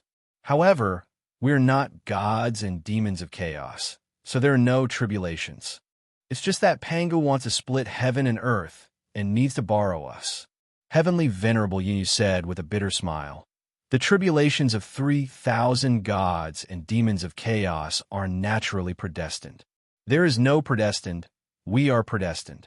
It's just that after attaining Dara, we expanded ourselves to the most ancient point of time. Dara is the most ancient one. In the future, some people thought that they saw the secret of Dara and thought that only the gods and demons born in the chaos could attest to Dara. Hence, they took the wrong path and tried to get closer to the gods and demons of chaos, trying to turn themselves into gods and demons of chaos. Of course, this is also the path of Dara. I see that you are walking the path of the exterior of the Golden Hall. The exterior of the Golden Hall is divided into 9 heavens, 12 heavens, 24 heavens, 33 heavens, and 36 heavens. However, in the end, they all place their Tao fruit in Dara, which is also known as the anaphasic heaven of the Buddhist sects, and achieve Dara. Similarly, There are people who visualize the true bodies of gods and demons and cultivate themselves into gods and demons. They walk the primordial great path of gods and demons and arrive here at the moment of attaining Tao, becoming gods and demons of chaos to attest to Tao. All these methods of attaining Tao are Dara, and there is no difference between them. There are actually different paths to attaining Dara. Heavenly Venerable Yuanyu asked in a slightly ignorant manner. He already knew that the myriad realm he was born in was only a small realm of the chaotic universe. He had also used up the fate of the entire myriad realm to attest to Dara. In this process, Heavenly Venerable Yuanyu did not know how many worlds he had traversed. Just the vertical aspects of the river of time and space were more than 120,000. Including the horizontal aspects of the river of time and space, the number of additional aspects of the past and future was exactly 1 yuan. In this endless universe, those who could be called a fellow Taoist and had the qualifications to attain Dara could only be counted on one hand. Although there were also people who had attained enlightenment on other paths to Dara, they had died, and their Tao had been destroyed before they could even set foot on the doorstep. In the end, Heavenly Venerable Dara had only emerged after Yuanyu and a few other fellow Taoists had advanced wave after wave. The difficulty of this was incalculable. All of the 3,000 great paths can attest to Tao, River Styx said calmly. It's just that there are difficulties and there are difficulties. After attaining Tao, there is no difference between them. The end of the Tao is Dara. In this universe, Dara is already the end. Don't look at Buddha Daozu, Primordial Torch Dragon, and the others. Their statuses are billions of times higher than yours, but they are still Dara. Just like in the primordial chaos, the weakest chaos god fiend and Panga's power are worlds apart, but in terms of Tao, they are all the same. Why do you say that Dara, who cultivated the primordial god fiend Tao, took a detour? River Styx sighed. That's because the difficulty of attaining Tao is 1,000,000 times higher than yours. Attaining Dara and then becoming a chaos god fiend, and attaining Dara after attaining Tao is reversed. It's like adding 3 floors to the threshold. The chaos god fiend is a temporary product before Khanate. Just like the Khanate 5 manifestations, it's a transitional state where Wuji gives birth to Tai Chi.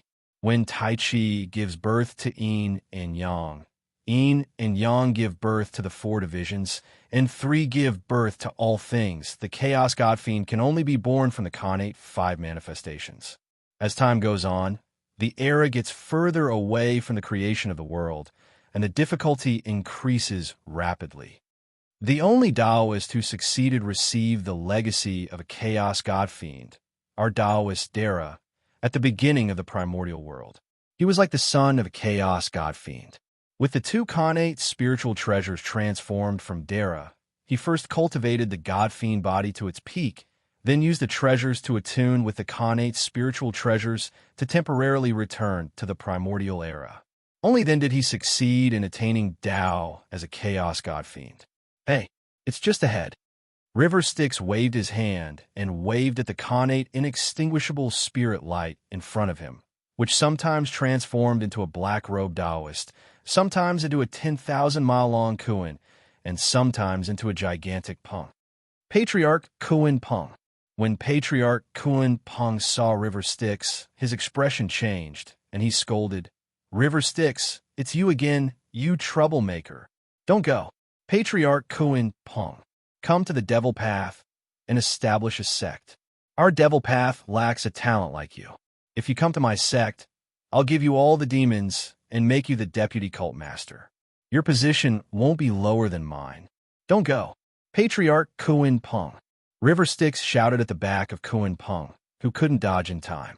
Patriarch Kuan Peng ran fast, and he disappeared in a flash of spirit light. River Styx could only shake his head and sigh, feeling too far behind to catch up. River Styx turned back and called out to Heavenly Venerable Yuanyu. "That's right, Taoist Yuanyu. Are you willing to establish a sect in the Devil Path?"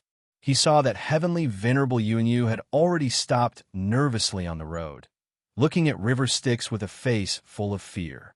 River Styx persuaded sincerely, Taoist you. Don't be nervous.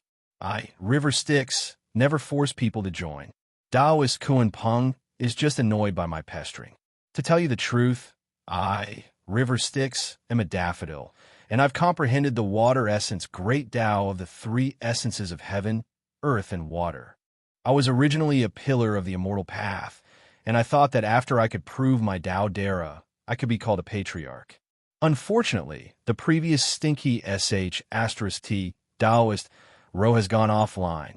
The three pure ones invited me to be the cult master of the devil path. I say, you guys should find someone better. I'm a primordial daffodil who cultivates the water essence Great Tao, and I'm preparing to open up the heavenly river diagram Great Tao of River Styx and establish the orthodox mystic door of the primordial world water cycle. How did I become the cult master of the devil path? The Grand Elder told me that everyone has already decided.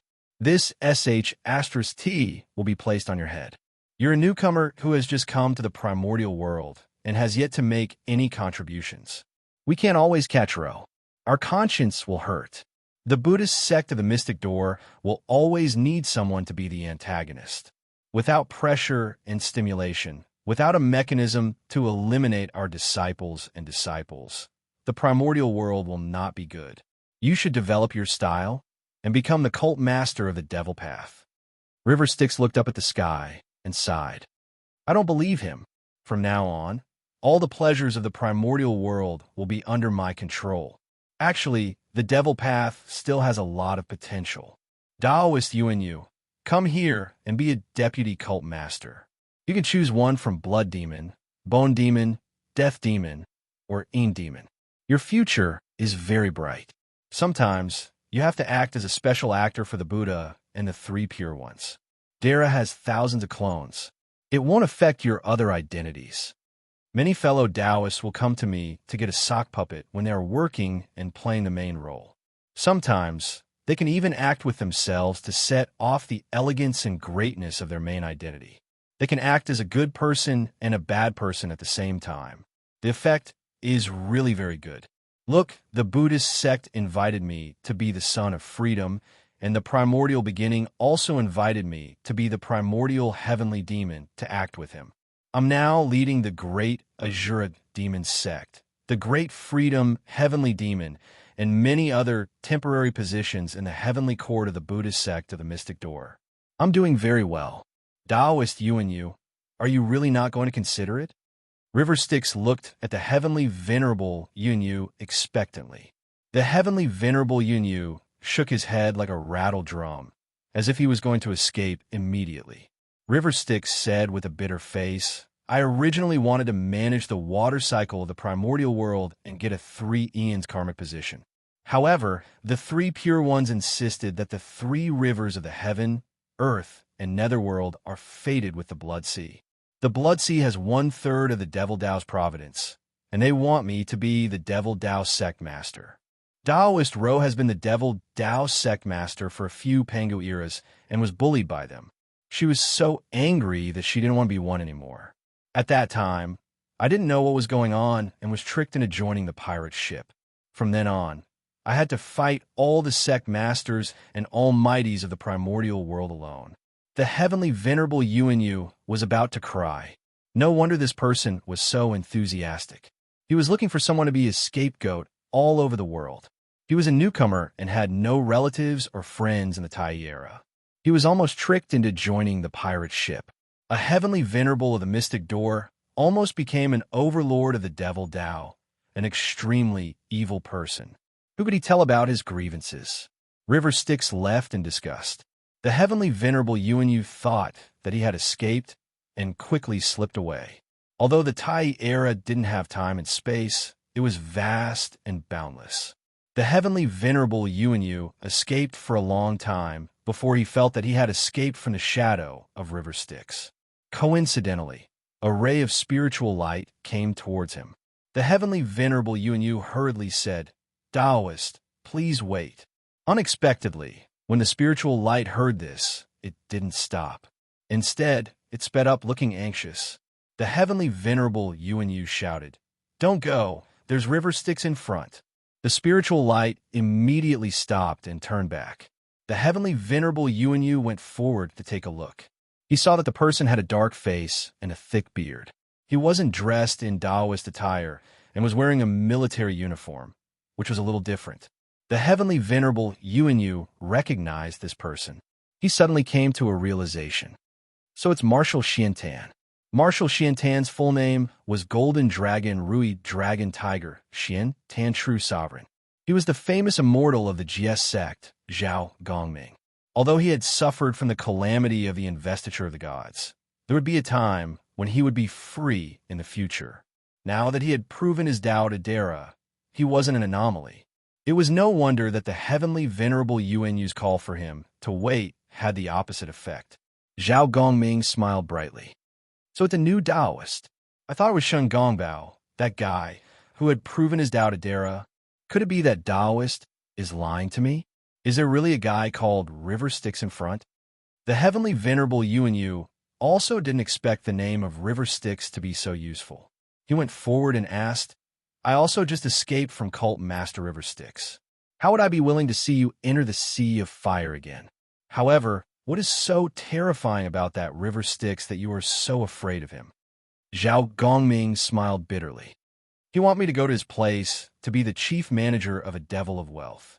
How would I dare to go with his greed? Yet this guy is a great divine arts practitioner, an almighty Indera.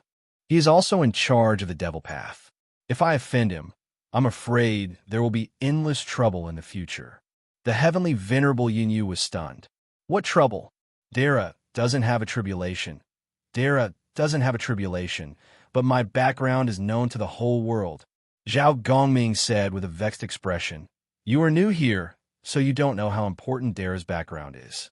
My background is the past when Dara has proven his Tao, just like the time when Taoists cultivated in the past. Dara can reverse karma, and there are no disasters or tribulations. However, Dara's only opponent is the other Dara. If the other Dara goes back to the time when you haven't proven your Tao and kills you, the heavenly venerable Yinyu frowned and said, Dara proves his Tao forever. Once he proves his Tao, he will cover the past and future. How can he be killed? Dara won't lose his position, but he will lose me. Zhao Gongming explained. Why do you think Dara's connate inextinguishable spirit light turned into a connate numinous treasure? Half of it is voluntary. The ancient Dara is impatient with the reincarnation of the Pangu era, so he took the initiative to sleep and become a numinous treasure. Or he can use the identity of a numinous treasure to find a Tao companion and survive the prehistoric calamity, waiting for the right time to reincarnate. And the other half is that Dara has no choice but to lose me. Although we, Dara, cover the past and future, Dara's true self is formed before he proves his Tao. Once he is found by others, he will be killed in the process of growing. With Dara's ability, he will lock down all opportunities to shift his roots and change his roots. Then, Dara's origin will return to this place, and Dara will lose its past. Without the past, we will become true chaos god fiends. This place will become our origin. Fellow Taoist, can you imagine where yourself will be after your past no longer exists? Once you only have the origin of the chaos god fiend, you will gradually lose yourself and only have the nature of the god fiend left. Although there's still a bit of connate spiritual light that is not extinguished, Dara will forever be proven, but he will be ignorant, heartless, and heartless. In the end, he will completely lose himself and turn into a connate numinous treasure. Either he will become a Dharma treasure in the hands of the enemy, or he will find a fated Tao companion and prepare to reincarnate as a human in the future and find himself. Zhao Gongming smiled bitterly and said, Fellow Taoist, do you now know why there are so many connate numinous treasures in the primordial world? They are all Dara. The disciples of the three sects have the support of the three teachers. We have never hidden our origins, and we can't hide it. The three teachers have set the general trend. How can we hide it? Fortunately, no one dares to wear us down. If Dara wants to go back and interfere with the God Conferment battle, do you really think that the three teachers are clay puppets? The primordial world can be changed, but the general trend cannot be changed. We can do whatever we want, but the general trend of history can only be decided by the powerful mystical abilities and mighty figures. The history of the primordial world has long reached a balance among the mighty figures. No matter how many variables you have, you can't violate the general trend. However, Sect Master River Styx told me that Dara is the end of the Tao. There is no other way.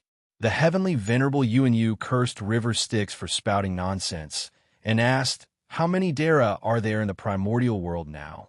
Since you are not afraid of others erasing your origins, why are you so afraid of Sect Master River Styx? Dara is indeed the end of the Tao. The primordial world is formed by Dara. There is no higher Tao fruit. Zhao Gongming explained, the three teachers are Dara. The Buddha is also Dara. The goddess Nuwa, sacred ancestor Fuxi, and the great venerable torch dragon are all Dara. However, can their Dara be the same as our Dara? There are a few great mystical abilities in the primordial world. Zhao Gongming smiled bitterly and said, River Styx is a great mystical abilities. That's why I'm afraid of him. Even though I have teacher's protection, if Patriarch River Styx wants to harm me, how many times can teachers save me? The primordial world has reincarnated a few times, and Pangu has changed a few times. Many mighty figures have long stopped appearing. They only gave the karma incarnations to the younger generation. How would I know how many mighty figures are hiding? Fellow Taoist, you just have to remember that you can't offend anyone who claims to be an ancestor. Of course, they have to be an ancestor in Dara. When he arrived at Dara, the Taoists would address him as the Heavenly Lord, while the Buddhists would address him as the Enlightened One. There were Empyrean Venerables and Great Heavenly Venerables, such as Great Heavenly Venerate Primordial Beginning and Great Heavenly Venerate Numinous Treasure. It's either the Sacred Mother, the Sacred Ancestor, or the Sect Master. Patriarch River Styx is the Patriarch. Only then did Heavenly Venerable UNU come to a realization. No wonder I heard and call Patriarch Kuan Peng. That's still a venerable ancestor. Zhao Gongming said dejectedly, the primordial world has already reincarnated many times. Every time Pangu created the heavens, at the end of the Tai era, Dara would transform into a chaotic god fiend. The strongest person in Dara would absorb all of Dara's Tao fruits, transform into Pangu, kill and devour all the chaotic god fiends, and create the heavens and earth. Then, the heavens and earth would become more complete. Coupled with the continuous creation of Dara, the possibility of more Dara being born in the future would increase. Hence, there would be more chaotic god fiends at the end of the Tai era. In the end, there would be more and more Dara in the primordial world until there were 3,000 great Taos and 3,000 chaotic god fiends. The primordial world is Dara's game. Zhao Gongming sighed, but he did not say this out loud. The primordial world was a game. Dara was the player, and the Patriarch was the rich player in Dara who paid for it. The ordinary Dara was used to satisfy the rich player. They wanted to have fun without paying. River Styx stopped another newbie. Don't call me Patriarch, it sounds old. Look at my Tao body, I'm still a young man. After the endless trials, I'll still be a young man. Young man, are you interested in becoming the Patriarch of the Devil Sect? It'll feel great. The newbie pointed at himself and said, Patriarch, don't you recognize me? I'm Duobao. Get lost. Oh. The newbie Duobao walked past quietly. River Styx said angrily, You're already old, Bark. Why are you pretending to be pure? Chapter 1223. Although he had escaped from the clutches of River Styx, Heavenly Venerable UNU was still a little uneasy. He had just arrived in this epoch of time and did not know many rules. Coincidentally, he met Marshal Zhao Gongming. Both of them were from the Mystic Door and worshipped the Three Pure Ones, Daozu. Thus, he simply pointed out the direction of River Styx to Zhao Gongming. The two of them walked in opposite directions. With a leap of divine light, they were far away from River Styx. Only then did he feel at ease and ask Zhao Gongming for guidance. Big brother Gongming, I attained Tao long before the primordial era. The deeds of the primordial era in the past are already myths and legends. I was born in a small kiliacosm after the primordial era was broken, so I don't know many secrets of the primordial era. I hope that you can give me some pointers. Heavenly Venerable Yuan bowed to Zhao Gongming. Zhao Gongming originally had the intention to help the disciples of the Mystic Door. It was not easy for Dara to attain Tao after the primordial era was broken. Since they were both disciples of the Tao sect, he naturally had to take care of them. Thus, he gave him some pointers and said, "Let's not talk about other things first. In this Tai era, we Dara are free and unfettered. There are only 3 things that we need to be wary of. First is the disaster of River Styx. Ancestor River Styx is the destined master of the demon Daozu. Now, he is going around swindling people and tempting them to join the devil. We disciples of the Mystic Door are protected by the 3 pure ones, Daozu. We have always been free and unfettered. However, River Styx has a strange background. I don't know his background either. He was originally a Dara water fairy.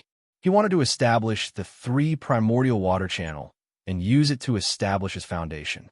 However, the demon ancestor Ro, the ancestor of the devil path in the previous epoch of time, could not stand the trend of the devil path. Thus, he abandoned the karma of the devil path in this epoch of time. It just so happens that Mingi is a person who has a lot of fate with the diabolism. Therefore, the 3 teachers and the Gautama Buddha invited him to take the position of the demonic ancestor. He couldn't refuse, so he agreed. He only asked the 3 teachers to promise him one thing, which was to allow him to invite the disciples of the 3 religions. The Buddhists were to join the diabolism and not to stop him from joining the Daoyuo. The 3 teachers had no choice but to agree. Thus, there was the first disaster, the invitation of River Styx. Anyone who is tricked by him, either by cutting off a wisp of spiritual light or by letting him cheat you of a bit of fate, when the primordial world is established in the future, it will be difficult for you to join the devil path. We, Dara, often travel the world with incarnations. It is inevitable that there will be 1 or 2 incarnations created by him using a bit of spiritual light that he cut off or demoned, which will be involved with you and me. If it involves a lot of people, the karma will be deep. It is inevitable that you will join the devil path. When the time comes, you will be forced to face a few fellow Taoists of Dara at the same time. You might even be used by the great divine arts to beat up your disciples. That will be extremely uncomfortable. Heavenly Venerable Yuan was a little dumbfounded when he heard this. What do you mean by stealing spiritual light? Could it be that even if I don't agree to him, there will still be trouble involved? Zhao Gongming understood and looked at Yuan with sympathy. He said in a low voice, "During the Tai era, our true bodies were the connate, inextinguishable spiritual light.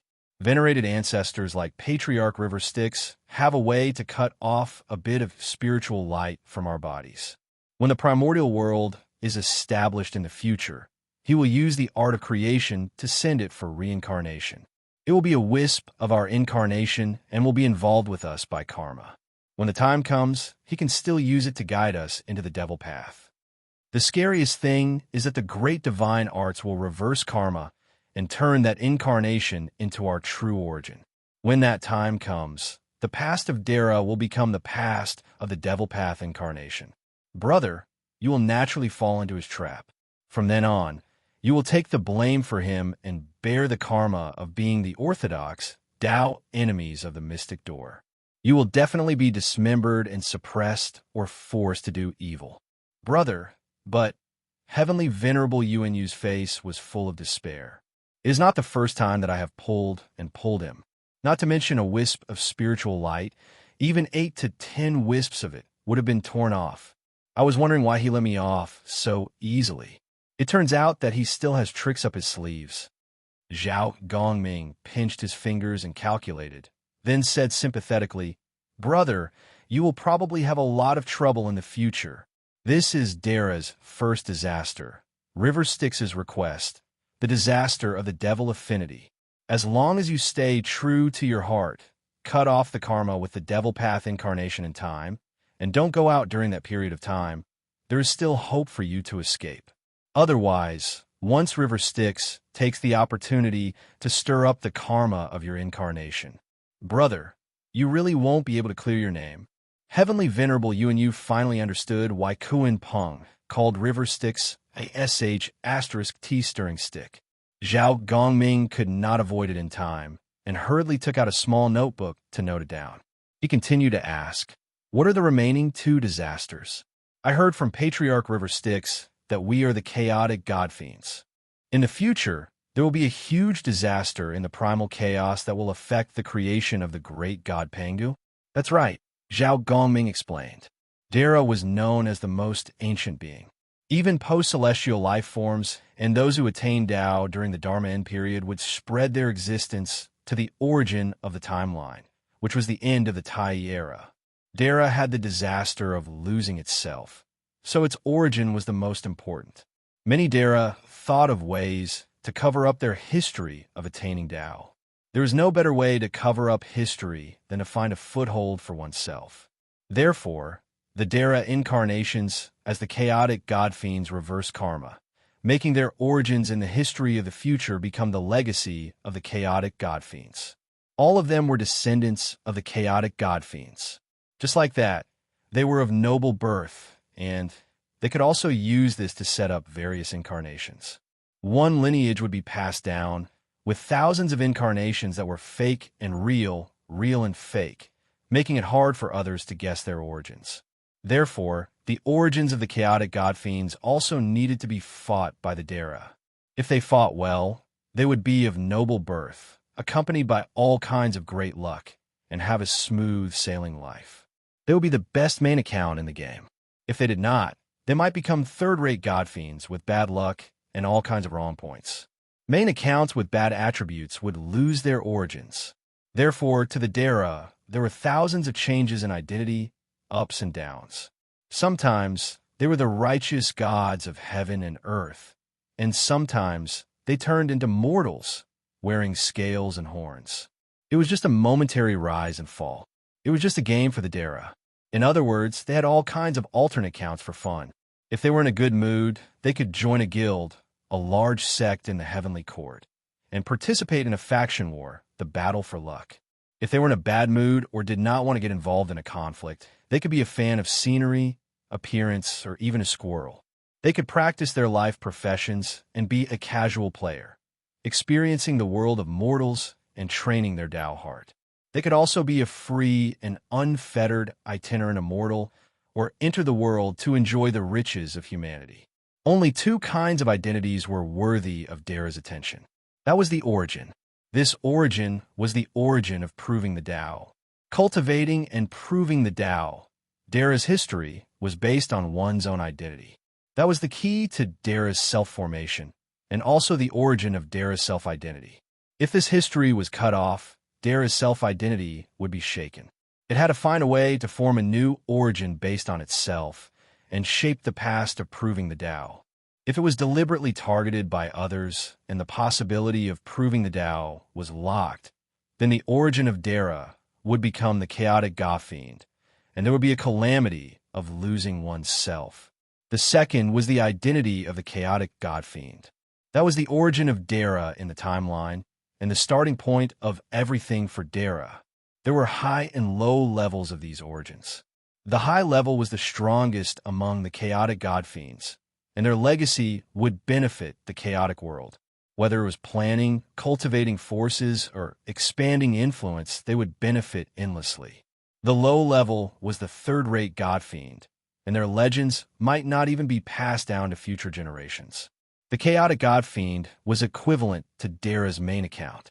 The attributes and points added, aptitude and luck, were related to the development in the future and even the creation of a secondary account. It was very crucial, so it was also known as the innate origin. Generally speaking, the superiority of the chaotic god fiend body depended on Dara's own ability. Although Dara was the end of the Tao, and there was no more path ahead. However, Dara was also a player, which meant that he could truly participate in the primordial world game. It actually had little to do with strength. Of course, if one was not Dara, one would not be qualified to stand opposite Dara. It was just like in a game. If one did not have the identity of a player, it was impossible to become the player's enemy. Just loading the file could kill a group of NPCs. Therefore, there were also differences between Dara. According to their own Dao fruits, they would become chaotic god fiends, and their aptitude and luck would differ greatly.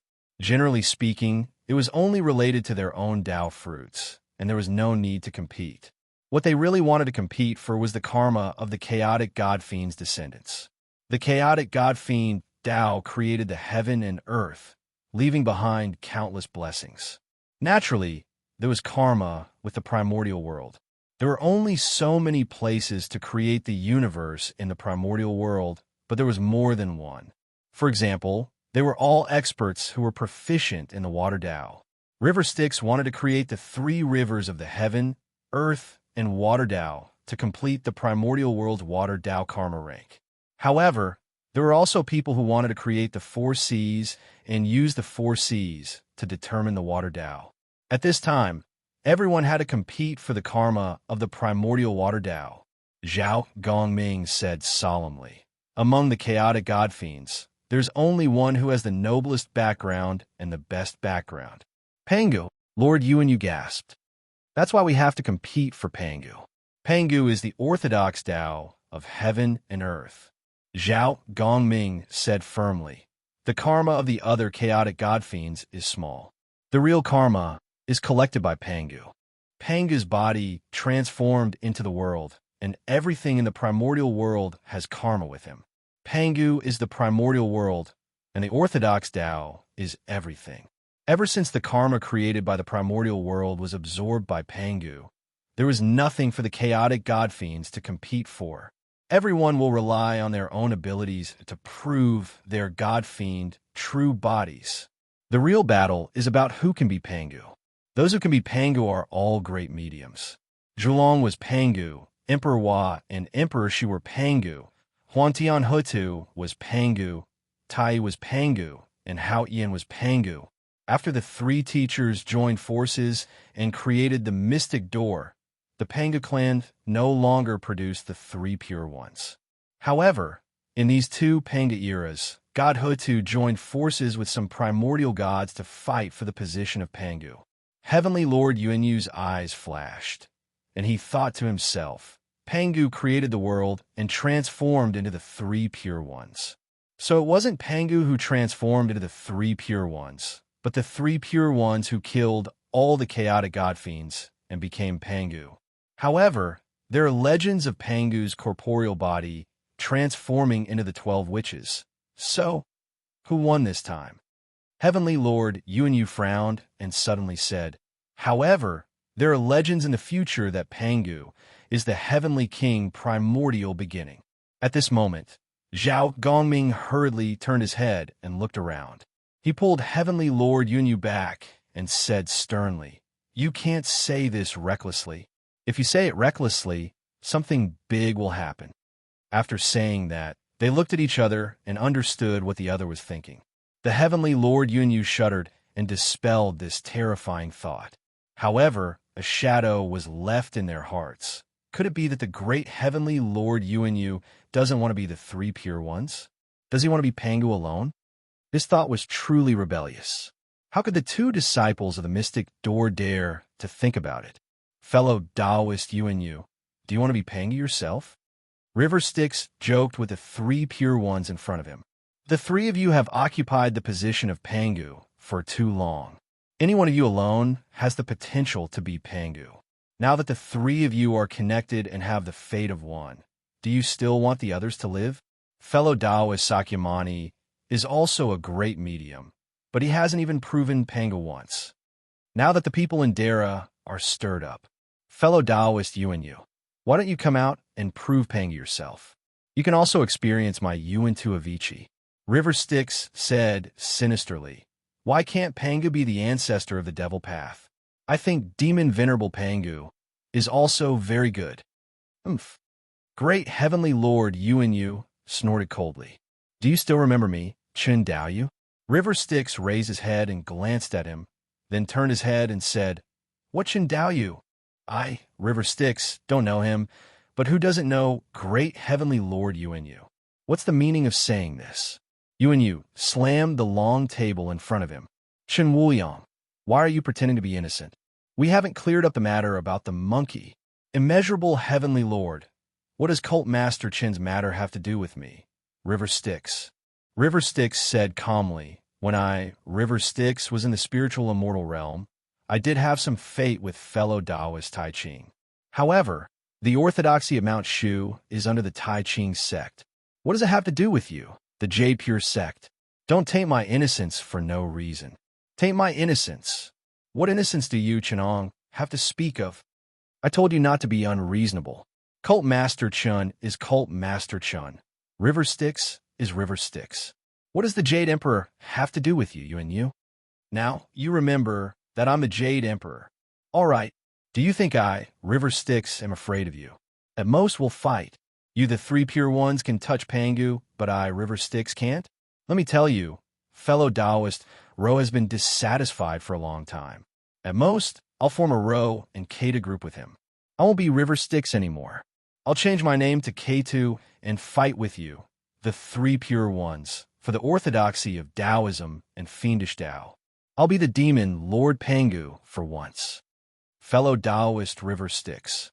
Grand Elder cupped his hands and said, Fellow Taoist River Styx, why do you have to say such things out of anger? River Styx sneered angrily.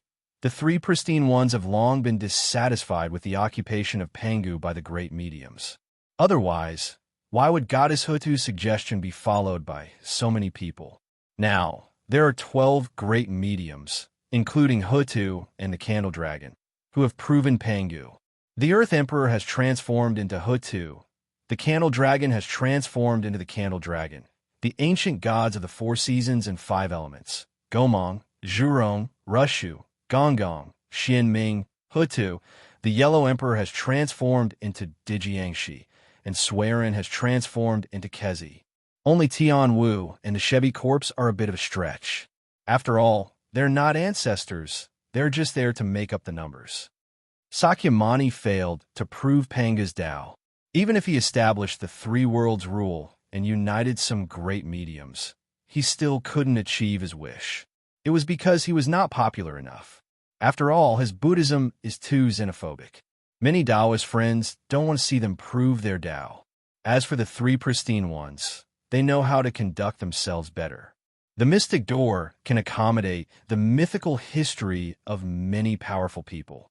The orthodoxy also respects the three sovereigns and five emperors, the god ancestors of all kinds, and the emperor heaven. Unlike the Buddhism, which has its own school and does not tolerate others, its mythology does not integrate the Eastern Orthodoxy and does not enter the mainstream of the human race.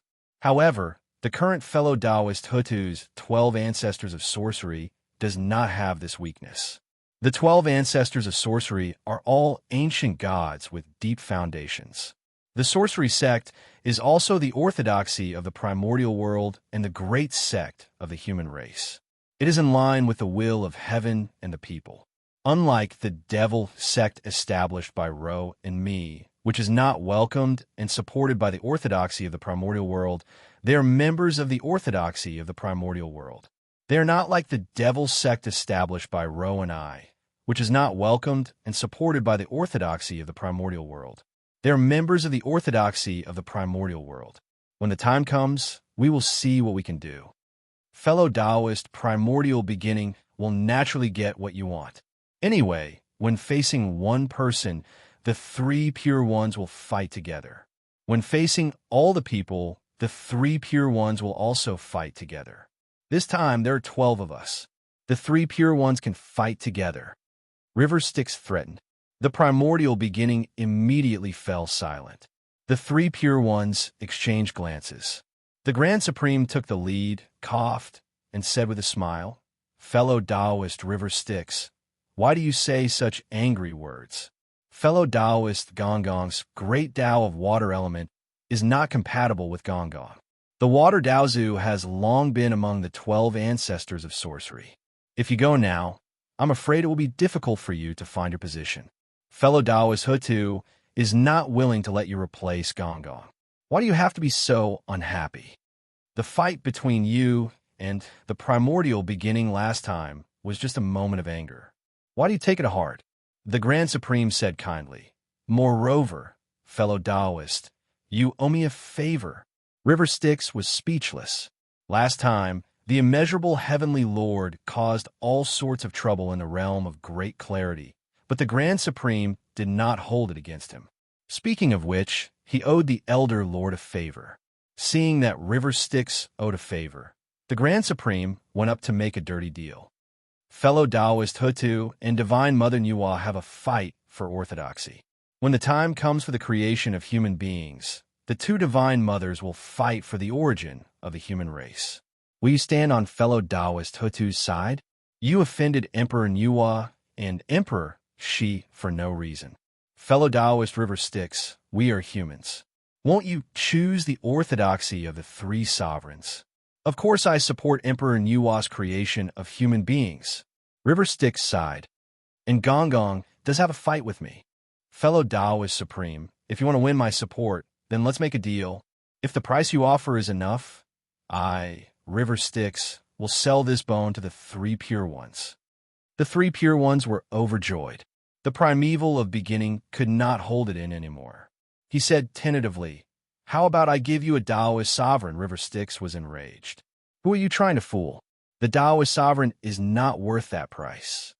The Grand Supreme did not manage to stop him in time. He could only salvage the situation. Don't mention the Taoist sovereign. Fellow Taoist River Styx is a primordial sky devil, a master of demon Daozu. Even in the Taoist League, your status is no lower than ours. You could be said to be the master of demon Daozu. Don't mention this again. Fellow Taoist River Styx, I promise you the position of Pangu. When the time comes, the three pure ones will give you the origin of Pangu. That's more like it. River Styx came back to his senses and said with a smile, usually, only those who have been Pangu will have the origin of Pangu retained by the next Pangu. This deal can be done. Pangu has 81 transformations. Tell me, which Pangu form are you willing to give me? The primeval of beginning and the Grand Supreme looked at each other and said, the three pure ones are the orthodox Pangu. Fellow Taoist River Styx can have the origin of Pangu. When the time comes, you will be the innate god formed by Pangu's blood. You will be in charge of the boundless blood sea. When the time comes, your chaos god and demon god will be a Pangu form. In Pangu's main arteries and veins, all the blood vessels in his body will become the water circulation and the three rivers of heaven, earth, and hell. River Styx bargained. The boundless blood sea is the foundation of my demonic path. The great Tao of water, the Milky Way river diagram, and River Styx are the foundation of my water path. The river diagram belongs to Emperor Shi. I support Emperor Wa's creation. Help me resist the trend of creation. Deal. Chapter 1224. After River Styx left, the primeval Lord of Heaven spoke to Taishang Dao Lord. Why did you betroth Pangu to him? River Styx is up to no good. Not long after he came to the chaotic world, he has already caused countless troubles. He is a famous troublemaker. Don't forget the last time he used the monkey to commit murder. I could tell that he is a troublemaker. If he has Pangu's origin, he will be lawless. Taishang sighed. We made him the leader of the demonic sect and forced Ro to give him the karma of the demonic path. Isn't it just to let him cause trouble? Ro's demonic path focuses too much on destruction and self-indulgence. We set up the mystic door to oppose the demonic path in order to conform to the principle of yin and yang coexisting. Didn't we deduce that without the demonic path, the mystic door would be a pool of stagnant water? One declines and one grows. That is the existence of Tao. The continuation of the mystic door is also in prosperity and decline. The opposite is the movement of Tao. The weak is the use of Tao. How can there be a Tao orthodoxy that never declines? When it is prosperous, it flourishes. When it is weak, it hides opportunities, leaving room for growth. It looks weak, but it is full of vitality. When it is strong, it will become rigid and weak. When it is weak, it can maintain vigorous vitality. It looks weak, but it is closer to Tao. The battle between Tao and demonic path was in Taishang's words. The opposite is the movement of Tao. Without the demonic path that was opposite to the mystic door, there was no opposite, no cycle between Tao and demonic path, the use of yin and yang, then the mystic door could only continue to develop. It looked prosperous, but in reality, without the opposite, it would not move. Without moving, it would become rigid, rotten, and lose its initiative. Taishang advocated the virtue of water, flow, inaction, change, and change. Of course, he would not see his mystic door develop like this. The principle was the same for Buddhism. It needed the temptation, disturbance, and test of the demonic path to understand the truth. He had never heard of a son of Buddha attaining Tao without any calamities or tribulations, without the disturbance of the extraterrestrial demons, and without the obstruction of the devil path. The mystic door needed to be weak, it needed the Tao to move. As for the Buddhist sects, they needed the demonic path as their opponent. They needed to constantly experience tribulations to hone their Zen heart and attain enlightenment. Even more so than the mystic door, he needed the path of diabolism. In a deeper level of Buddhism, Buddha and demon were one. Only the 3 poisons and 8 sufferings could serve as a contrast to the true awareness. If there was no greed, ignorance, or anger, how could one comprehend the true awareness? Therefore, Luo Ho quit his job. Daozu and Gautama Buddha were anxious. Although the demonic path had some talents, none of them could oppose Gautama Buddha and Daozu. If this continued, the demonic path would weaken, while the mystic door and the Buddhist path would prosper. Moreover, it would be difficult for them to take a step back and make room for change, and the vitality of their orthodoxies would decline. The few great divines were so anxious for the demonic path that their hair turned white.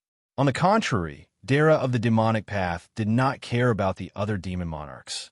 All of them had a high status in the Buddhist path of the mystic door, who asked the mystic door to be so vast, and the Buddhist path liked to subdue external demons and then serve them as protectors or deliverance, promising to attain Tao in a certain year and a certain month. The demonic path was particular about a crafty rabbit having 3 burrows. In the recent prehistoric eras, the Taoists grew stronger and the demons disappeared. The Dharma was boundless, subduing all demons, causing them to be unable to mingle in the righteous path. The weakening of the demonic path had affected the birth of the new Dara of the Buddhist and Taoist sections. As a matter of fact, Lord Taishang had thought of ways to find a potential member of the demonic path from the outside. He was Chun Wuliang, the clone of cult master Chun, the creator of the demon ancestor of all beings, the ancestor river Styx, who had deceived the entire Buddhist path in the world of Shu and cut off the Taoist psyche, had come to the prehistoric world to establish a base and develop the demonic path. Now it seemed that the ancestor river Styx had indeed deeply understood the true meaning of the movement of Tao. He always had a strong desire for research and destruction, and was full of evil vitality. With him around, although the entire demonic path would grow crooked, the mystic door and the Buddhist path would definitely make a move. The appearance of River Styx's inextinguishable divine aura was that of a vigorous youth, completely different from the gloomy middle-aged Taoist dressed in a black robe and a long beard, who was dressed in a long black robe as the cult master of River Styx. Ro's demonic path was gloomy like his Dharmakaya, and could even be said to be gloomy, full of sharp murderous intent. Although this could not represent anything, it could more or less reveal something. Ro's demonic path had entered middle age and declined. He had a sinister and cunning temperament, full of endless resentment and murderous intent.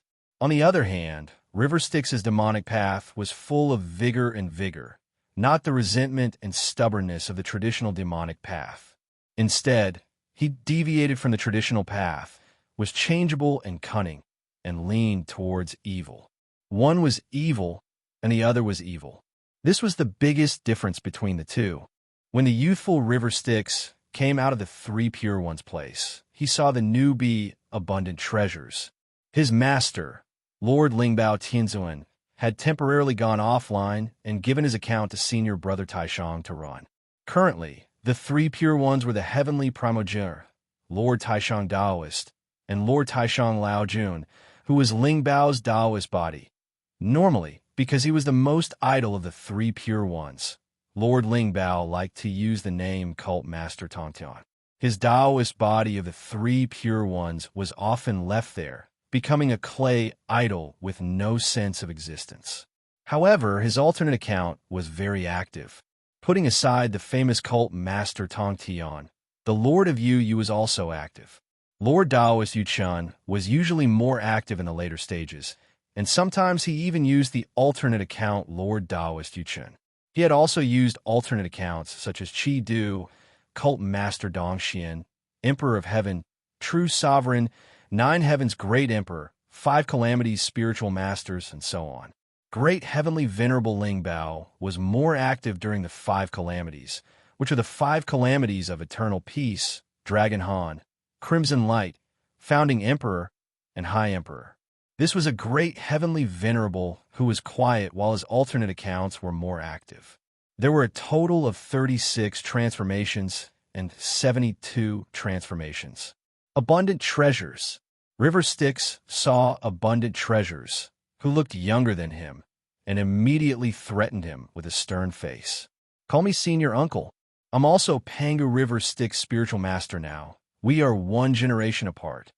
Abundant Treasures said honestly, Senior Uncle River Styx. River Styx clenched his fingers, wanting to take some spiritual light from Abundant Treasure's body through the exchange of chi activities. However, Abundant Treasure's inextinguishable spiritual light was like clear, formless water. It slid through River Styx's fingers, leaving nothing behind. River Styx raised his head to look at this seemingly pure, but actually slippery human. He sighed and said, Senior Uncle sees that you are a talent. Why don't you join me in the Blood Sea Great Tao? In the future, Senior Uncle will definitely grant you a bright future. Duobao smiled very innocently. He opened his big, watery eyes and said, Really? Senior Uncle River Styx? Your teacher has really held you back. Now that the primordial world has reached Dara, there is no way out. It is said that a few primordial years ago, Pangu Spiritual Master created the karma rank of the origin above Dara. Abundant Treasures nodded and said, Teacher created 9 karma ranks of the origin. His original intention was that there were 3,000 Dara, and each had their own thoughts, which led to the chaos of the heavenly Tao. Therefore, he set up 9 sages of the heavenly Tao above Dara to represent the will of the heavenly Tao. River Styx sneered and said, What represent the will of the heavenly Tao? The primordial world was created by Dara, and Pangu was the Lord of creation, so Dara is the will of the heavenly Tao. The 3,000 chaotic gods and demons became the heavenly Tao through Pangu, and the 3,000 Daras is the will of the heavenly Tao. However, your 3 teachers felt that 3,000 Dara was too many, and it was too chaotic for everyone to have a vote. Therefore, they created 9 heavenly Tao karma ranks that represented Dara to represent the heavenly Tao on behalf of Dara. The poor 3,000 Dara were represented just like that. River Styx asked again, Then why was it canceled later? Abundant Treasures said, Later, in the Pangu era, the 3 teachers discovered that after the establishment of the origin, Dara only focused on the origin, wanting to advance. Because there was a path ahead, they no longer guarded the weak and moved the Tao. Every one of them maintained their strongest state, causing too many conflicts in the primordial world. At the same time, there were nearly 3,000 Dara, all staring at those positions. Although the primordial world was big, it couldn't accommodate 3,000 immortal, eternal, and Dara who wanted to advance. At that time, the teachers regretted it. There shouldn't be a path above Dara. River Styx agreed. Once there was a path to advance, Dara would have a goal. With a goal, it would want to level up. If it wanted to level up, it would level up endlessly. It would lose the weakness of guarding the weak and lose the heart of the game. Then, Dara would not play all the counts. If it did not play all the counts, it would only think about leveling up through the main accounts. 3,000 main accounts would force the alt accounts to run out of space. Think about the terrifying scene of 3,000 Dara at its peak. Would there still be space left for people to live? 3,000 Dara main accounts were enough to squeeze the entire server until there was no space. The players who played the scenery would get involved in PK. The players who played the plot would have to go to the instance dungeon, and the players who played the squirrel would encounter mini main account PK while collecting items. This was like the old server suddenly raising the level limit. All the main accounts became active. Then, would there still be a way for the alt accounts and newbies to survive? Then, there would be no new blood in this server, and it would become an old server for old players. Although the server was big, it could not accommodate 3,000 active players with main accounts. On the contrary, the current situation, there was no path above Dara. There was no more heavenly path sage or path of origin to provide leveling up. Everyone was Dara. Under equal circumstances, they could not walk the path of the predecessors. There was indeed space ahead, but that was the path taken by others. Was there anything above Dara? Above Dara, there was primeval beginning, there was Dauda, there was Ling Bao, there was Sakyamuni, there was Emperor Wa and Emperor Shi, there was Hudu Imperial Heaven, there was Tai Ihu, there was Hong Di Chaos. These people could be said to be Dara, or they could all be said to be above Dara. However, they only represented themselves. There was primeval beginning above Dara, but to walk the path of primeval beginning to prove primeval beginning, that was only the path of the heavenly lord of primeval beginning. To walk his path, to prove primeval beginning, and to treat him as Tao. This could indeed improve one step further. But what was the difference between this and the heavenly lord of primeval beginning having an incarnation? If a path was established above Dara, and everyone went to prove primeval beginning and walked up the fixed path, it would seem that there was a direction for mediocre people. However, if such people gave them a direction, it would be a bad thing. They would only focus on leveling up. They wanted to jump out of the primeval world, upgrade the universe, and increase their level. The entire primeval world would enter a period of prosperity. What would happen after that? In this world, how could there be a development direction that would not decline? It was better to stop at Dara and reach the end of the Tao. After that, everyone would prove their own path.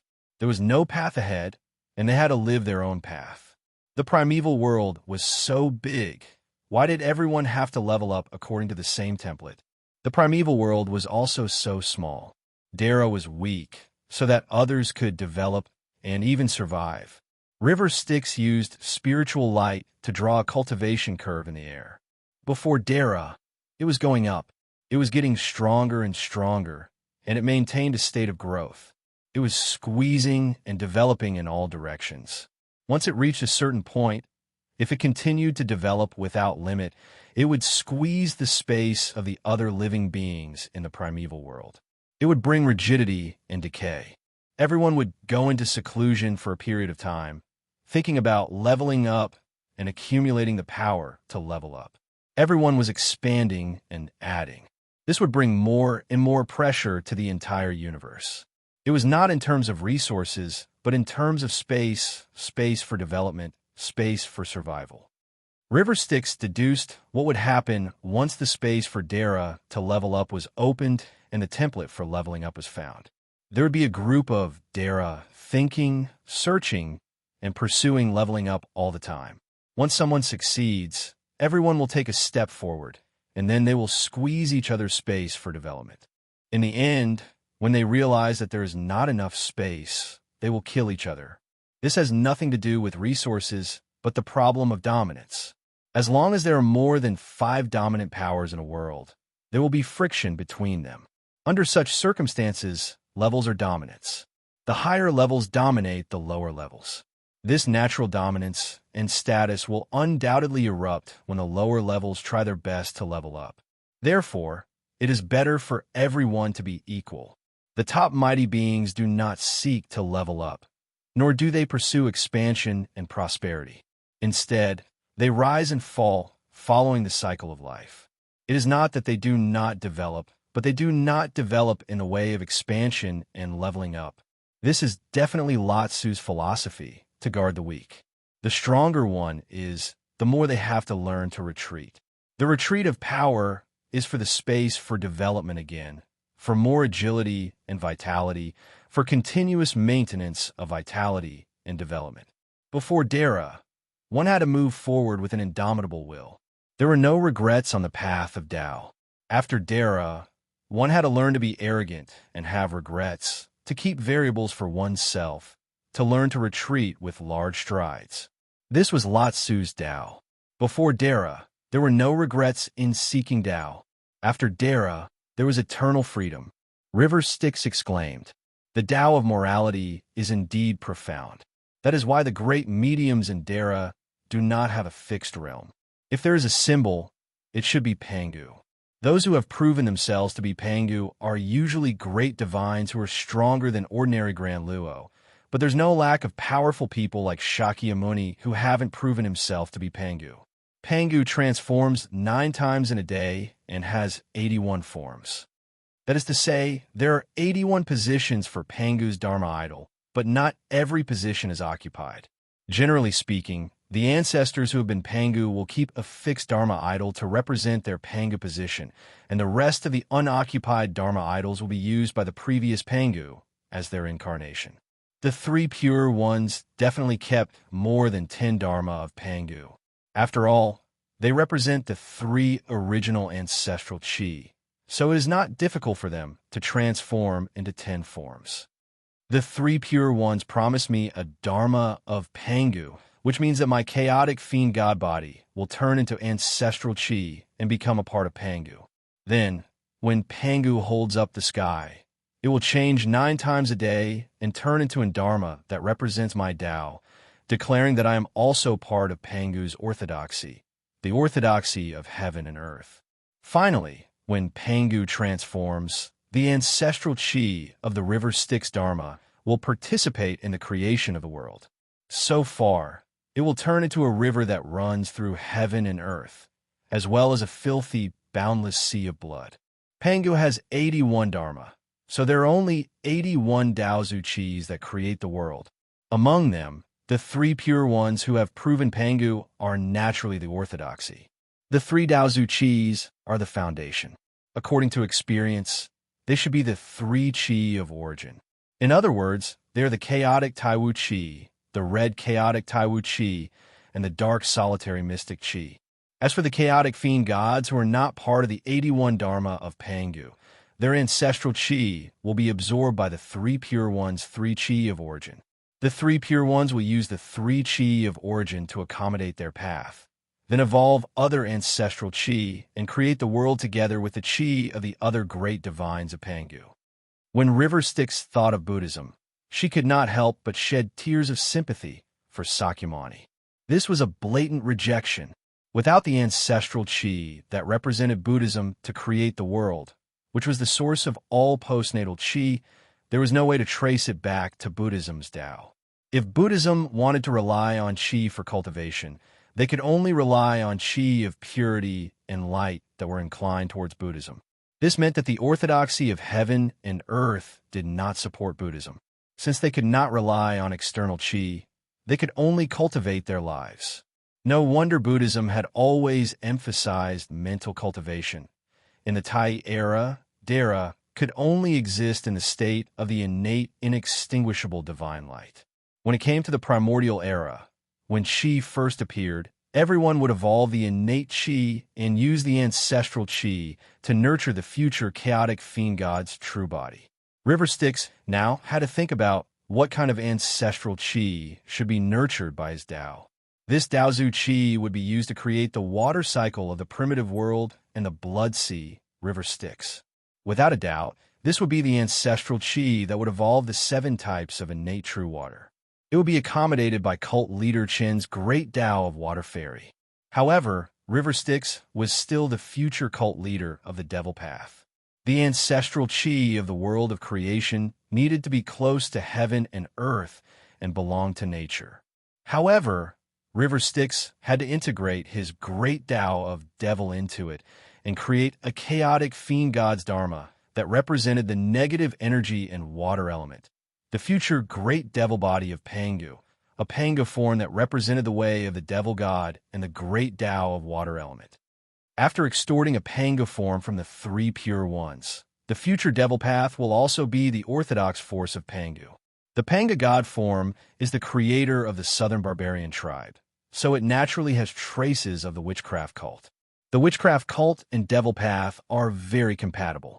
In the future, devil path might really be able to worship and cultivate the Panga demon venerable's dharma.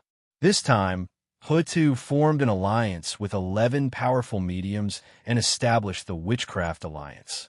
The witchcraft cult will take root in the witchcraft cult and prove the orthodox Panga Dao. Although I promised the three pure ones that I wouldn't join, I didn't say that I wouldn't participate. The witchcraft cult and devil path are very complementary. If the 12 witchcraft ancestors succeed in fighting for the orthodox Panga Dao, then the witchcraft cult will be one of the most orthodox forces of Pangu. The heavenly blessing can compete with the three pure ones' mystic door. Although the witchcraft cult can control humanity, it will definitely be replaced by the 100 schools' mystic door and Buddhism as humanity evolves. At that time, only the orthodox branch of the witchcraft cult, the 3 sovereigns and 5 emperors, will enter humanity. The rest of the fate energy will disperse and will be absorbed by devil path. Witchcraft is divided into 3 paths, and devil path occupies one corner. My 3 fellow Taoists, River Styx sighed hypocritically. I only promised you that I wouldn't join the witchcraft ancestors, but I didn't promise that I wouldn't get involved. For the prosperity of devil path, I have to secretly support Lady Hutu. I believe that my 3 fellow Taoists will understand me. After all, I'm doing this for our devil path. Don't worry, I definitely support Empress Hua's creation. However, I also support the 12 witchcraft ancestors in fighting for the orthodox Panga Dao. This is the complexity of benefits. My 3 fellow Taoists, you must understand. I won't participate in this round, but my interests must be at stake. River Styx chuckled. He looked at many treasures who was standing in front of him and felt goosebumps all over his body. He did not know what was wrong. Ancestor River Styx pinched Many Treasure's little face and laughed strangely like a classic villain. This child is fated with our devil path. I'll definitely come and help him in the future. Many Treasures trembled. No fate. We're not fated. You could be Many Treasures Rulai, but you can't be the Many Treasures heavenly demon king of our devil path. Don't forget, it was your 3 teachers who allowed me to help the mystic door. Today, whether you're willing or not, hand over one of your incarnations, and I'll let you go. Otherwise, he. How can you bully others? Many Treasures felt wronged. I'll ask my 3 teachers to judge this. River Styx laughed even more wildly. We're standing at the door of your 3 teachers. If they don't allow it, we would have come out to protect you. Now, they're pretending not to see us. Isn't that the same as acquiescing? Your teacher Ling Bao isn't online, and you're not their adopted child. There's no use crying over grievance. Give me one of your incarnations, or I'll use force. Many Treasures pulled a long face and split out a bit of divine light. River Styx grabbed it in his hand and ran away while laughing strangely. I knew you're a clever little devil. You're playing dumb with me. If I use force, you won't be able to keep up the act. Ha ha ha. Chapter 1225. Heavenly Lord Yuanyu and Zhao Gongming met a few seniors from Taoism. These celestial venerables of Dara all had strange and ancient faces. They wore elegant hats and were overflowing with Tao Qi. They were all ancient immortals of the mystic door with extraordinary cultivation. It was just that each of them was a little dull. Their appearances were the same as those of the Tai era. They were formed by the connate, inextinguishable spirit light, so they could reflect one's heart. River Styx's inextinguishable spirit light was abnormally agile and full of vitality, so it manifested the appearance of a youth. Even ancient powerhouses like Heavenly Lord Yuanshi and Taishang Dao Lord only manifested the appearance of a youth or a middle-aged man. Moreover, their spirit light wasn't twilight. It was only because their statuses were too high that they had to appear more mature. As for the Dara celestial venerables that Zhao Gongming brought Yuan Yu to visit, They all had ethereal auras, long eyebrows, and long beards. They were full of Tao Qi and immortal Qi, but not human. To Heavenly Lord Yuan Yu, they were truly Taoist experts with extraordinary auras. However, after Zhao Gongming left, he sighed.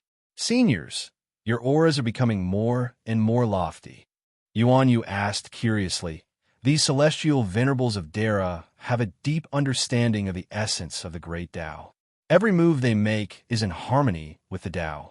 They are truly like true immortals. Compared to Patriarch River Styx, who shamelessly makes things difficult for juniors, they are so much better. These seniors look more like true immortals of Dara. Why does elder brother sound so regretful? Zhao Gongming said in a low voice, fellow Taoist Yuan Yu, do you remember what I told you about Dara having no tribulations but 3 to worry about? Yuan Yu nodded. Patriarch River Styx, forcefully plundering the demonic affinity, is a tribulation. The remaining Taoists haven't explained it to me. Zhao Gongming sighed. These are just some twists and turns. They can't hurt our Dara. At most, we'll just be a little embarrassed. What's truly troubling me, Dara, is the trouble of Dara losing me. Fellow Taoist, are you talking about the tribulations of losing me after being severed and forced to become chaotic gods and demons? Patriarch Nether River explained to me that when I first came here, I saw a fellow Taoist who had turned into a Khanate spirit treasure and was taken in by a Buddhist monk. I brought you to see the 24 celestial venerables of Dara, fellow Taoist Yuan Yu. Zhao Gongming reminded him. 24 heavenly venerables of the great heavens. Heavenly Venerable Yuan Yu secretly recalled. The inextinguishable spiritual light of the 24 heavenly venerables seemed to faintly connect into one. Their Tao charm was round like a pearl, and there was also a faint clear aura that seemed to contain a world within the spiritual light. He lowered his voice and said with a hint of shock in his tone, could those 24 fellow Taoists be the ones behind the 24 sea calming pearls? Zhao Gongming nodded sadly. They are my 24 senior brothers. Gongming was fortunate to be fated with senior brothers. With their help, I attained Tao. Although Yuan Yu was prepared, he was still shocked by the truth. Wasn't this numinous treasure? Taoist Randang had achieved the Tao long before me. He had long been friends with the 24 fellow Taoists. However, Master had given me the sea calming pearl. When I had yet to achieve the Tao in my early years, I had relied on this treasure to be rather domineering. Later on, the God-conferment war had offended Taoist Randang. He snatched the treasure away. Because he was close to my senior brothers, they helped him evolve the 24 heavens. After I escaped, they found an opportunity to return to me. Later, with their help, I attained Dara Tao. Zhao Gongming narrated the cause and effect, his tone containing a hint of warning. If these 24 heavenly venerables of Dara were your senior brothers, wouldn't they be direct disciples of numinous treasure? How could they? Heavenly Venerable Yuan Yu asked in disbelief. That's why Dara lost me. The few senior brothers attained Tao the earliest.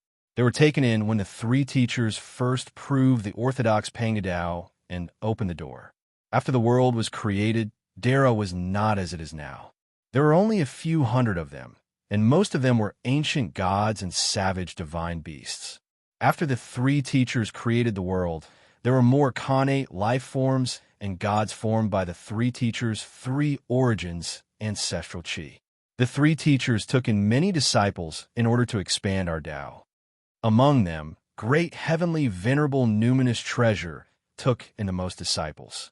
Later, some of his disciples stood out and attained Dara Tao. At that time, the congenital conditions of the primordial world were really superior. Panga was transformed from the 3 teachers, so the essence Qi was the most compatible with the 3 pure ones. Dara's conditions for attaining Tao were unique. The few senior brothers attained Tao long before the first tribulation. Later on, I realized that blessings are always accompanied by misfortune. Dara lost me. Firstly, his foundation was destroyed, and he became a chaos god fiend. The chaos god fiend was close to the Tao. Secondly, he lived for too long. He comprehended the great Tao and gradually approached the Tao. The closer he was to the Tao, the further he was from others. His 7 emotions and 6 desires were gradually worn away, and there was nothing he cared about in his heart. For example, the few senior brothers could be said to have already transformed into Tao. Gradually, there was nothing in the world that could move them. For example, the few senior brothers probably only cared about the fate of being master and disciple with teacher. Therefore, they simply turned into connate numinous treasures. With a single thought, they would undergo several tribulations. You saw it too. The connate inextinguishable spirit light of the 24 heavenly venerables of Dara. Although their Tao runes were upright, they lost their spirituality.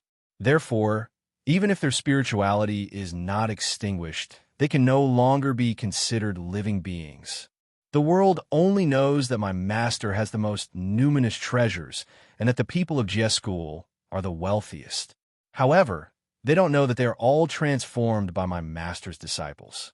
All these years, my master has not been around as the heavenly venerables of numinous treasures. Wasn't it because he was too deeply hurt? The disciples he taught were all Taoists, but they all transformed into Tao before his eyes, Zhao Gongming said with a whimper. During the God Conferment War, why was Master the only one who cared about his disciples the most? He didn't even care that some of my junior brothers had shallow foundations. The 12 golden immortals of Chan's school laughed at the mixture of good and bad in Jie School. There were no high immortals. When they proved their Tao and Dara, they came to Tai to take a look and stop talking.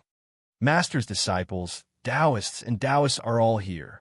They turned into connate numinous treasures, plants, and rocks. Zhao Gongming said with a trembling voice. Junior brother. Zhao Gongming was a little emotional. The Supreme Oblivion is an evil Tao. I don't want to see you turn into a connate numinous treasure after a few Pangu eras. Only then did heavenly venerables you and you understand why Patriarch River Styx, Patriarch Kunpeng, and even Zhao Gongming were so ordinary. It turned out that those who were immortals easily lost their Tao. This was not Dara's tribulation, but Dara's short life was too small compared to the long time and endless life experiences in the future. The mystic door cultivators had a pure heart and few desires, so the tribulation of losing their Tao was worse than that of ordinary Dara. That's why Junior Brother gave one of his incarnations to Patriarch River Styx, which was actually good for him. Although the path of diabolism is extreme and vicious, the 3 scorching poisons can impact Dara's gradually emotionless heart. Without the path of diabolism, the mystic door would be even more like a pool of stagnant water. Zhao Gongming said calmly. Dara schemed and schemed for fun, playing games with each other to help maintain a youthful mentality. Junior brother, you'll know when you live through a few Pangu eras. The world is born and destroyed a few times, and there are fewer things that matter. We can either scheme against each other and play games with Dara, or we can reenact the origin and return to the time of cultivation, tormenting ourselves even more to strengthen ourselves. I still remember a senior brother telling me that when Taoist Randang had just attained Tao, he was still a Taoist expert. He had always been open-minded and was the most popular among the 3 pure ones. He had the most friends. Later, his Taoist friends turned into primordial spiritual treasures one by one, and even his Taoist partner turned into a spiritual lamp.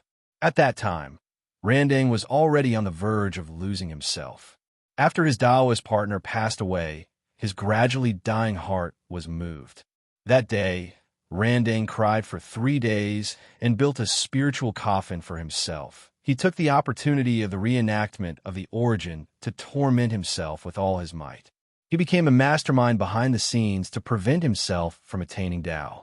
He set up 81 tribulations and more than 1,200 difficulties for himself. It was said that even Master Primordial Beginning could not stand it anymore and secretly helped his past self a few times. Later, after Ronding's past proved his Tao, he became like this despicable, shameless, and full of Taoist appearance. Therefore, Junior Brother Yuanyu, the background of your past proving your Tao is extremely important to resist Dara's loss of yourself. However, you can't let your past become the Tao too easily. If it was easier to become the Tao in the past, You have to obstruct yourself a few more times this time and train your Tao hard in the past. Don't wait until you're on the verge of losing yourself to save yourself. If you use too much force, it'll be easy for you to become a pervert like Taoist Randang. Zhao Gongming warned sincerely. Yuan Yu was already stunned. He thought that Dara would be free from the tribulations and be free from then on. It turned out that being free for too long was also a kind of disaster. Indeed, humans are born to be miserable. Is the meaning of life to torment oneself? The three calamities of Dara are all tribulations of the evolution of the world. It is also an opportunity for us to resist the loss of myself. Many fellow Taoists will take the initiative to participate in it. Of course, fellow Taoist Yuan Yu, you have just achieved the Tao, so don't worry about losing me. At the very least, you will not be tired of living for 3 Panga tribulations. The beauty of the Tao of Dara is to find the wonders of life. Therefore, junior brother Yuan Yu, you don't have to be in a hurry to find Patriarch River Styx. You only need to step into the second calamity, the primordial energy tribulation, and the third calamity, the Panga tribulation. Zhao Gongming continued to explain. I'll start from my 24 senior brothers. Junior brother Yuan Yu, you should know that at the beginning of the world's creation, the primordial energy was the most abundant, the highest quality, the most resources, and the easiest period of cultivation. Many natural spiritual creatures only needed a little cultivation to become immortals. It would not be difficult for them to even step into the threshold of Dara. Why do we still have to shatter the primordial world and constantly evolve the connate primordial energy into the postnatal primordial energy?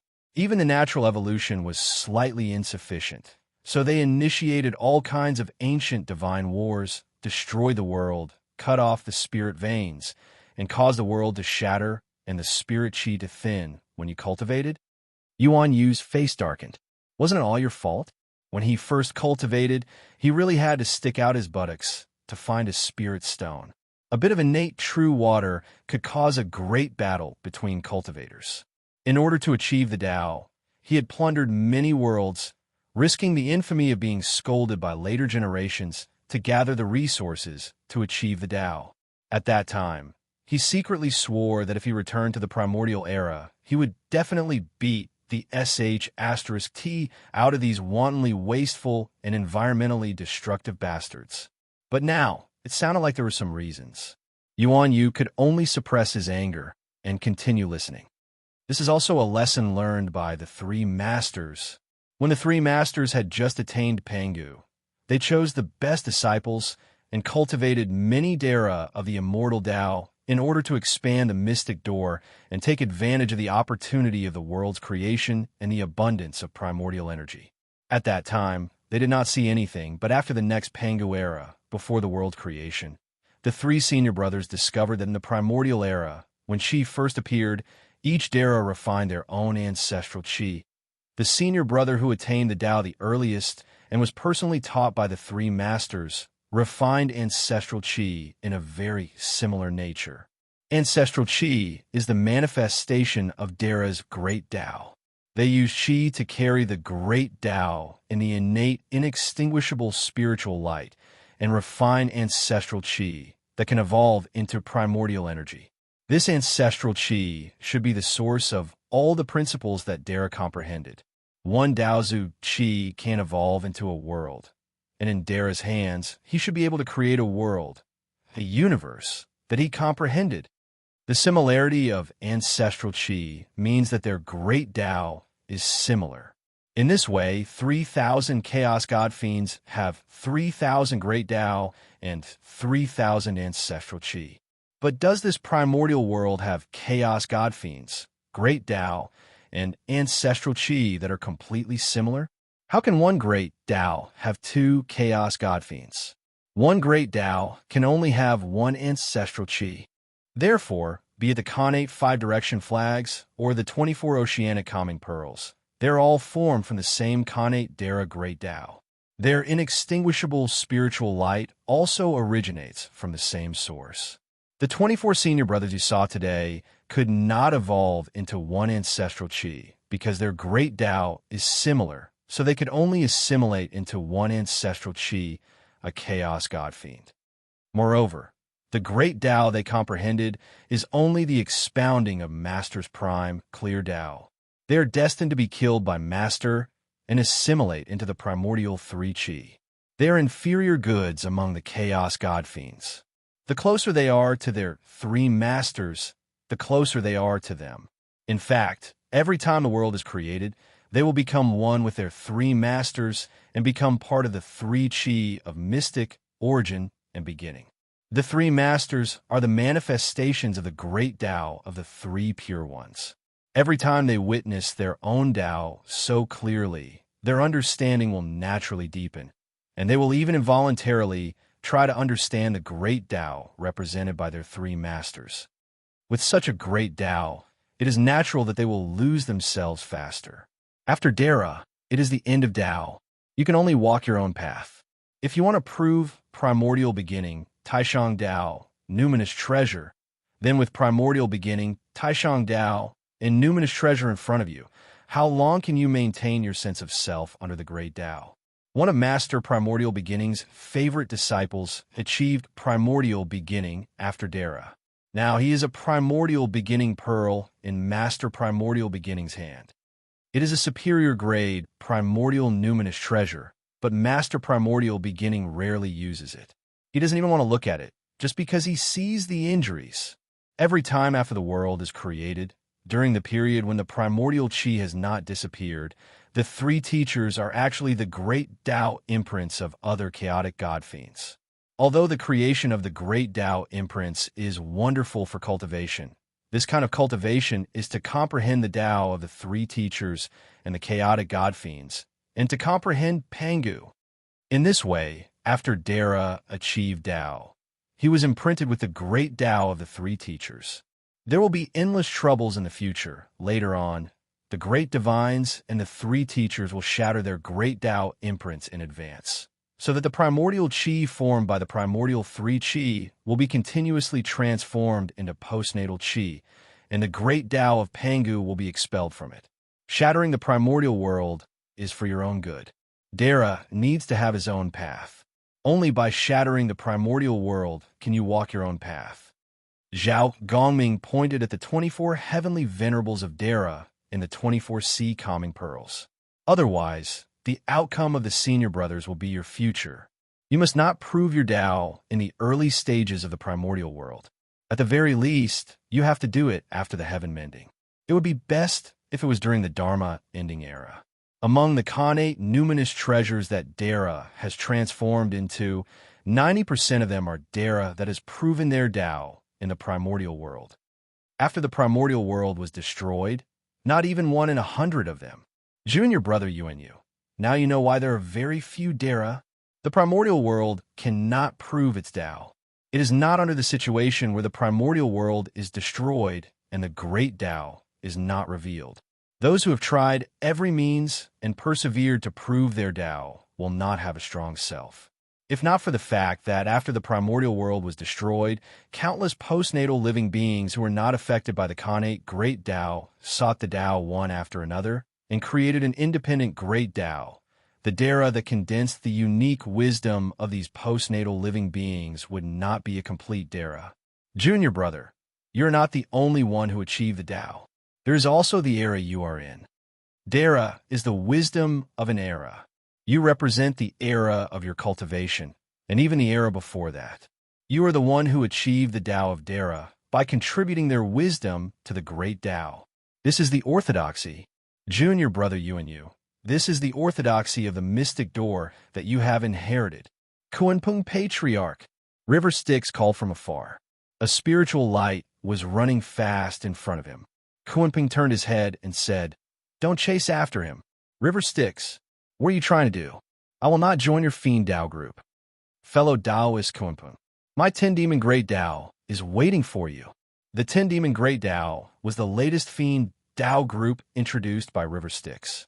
The first was the heavenly demon, the second was the earth demon, the third was the human demon, the fourth was the ghost demon, the fifth was the celestial demon, the sixth was the yang demon, the seventh was the yin demon, the eighth was the disease demon, the 9th was the demon, and the 10th was the realm demon.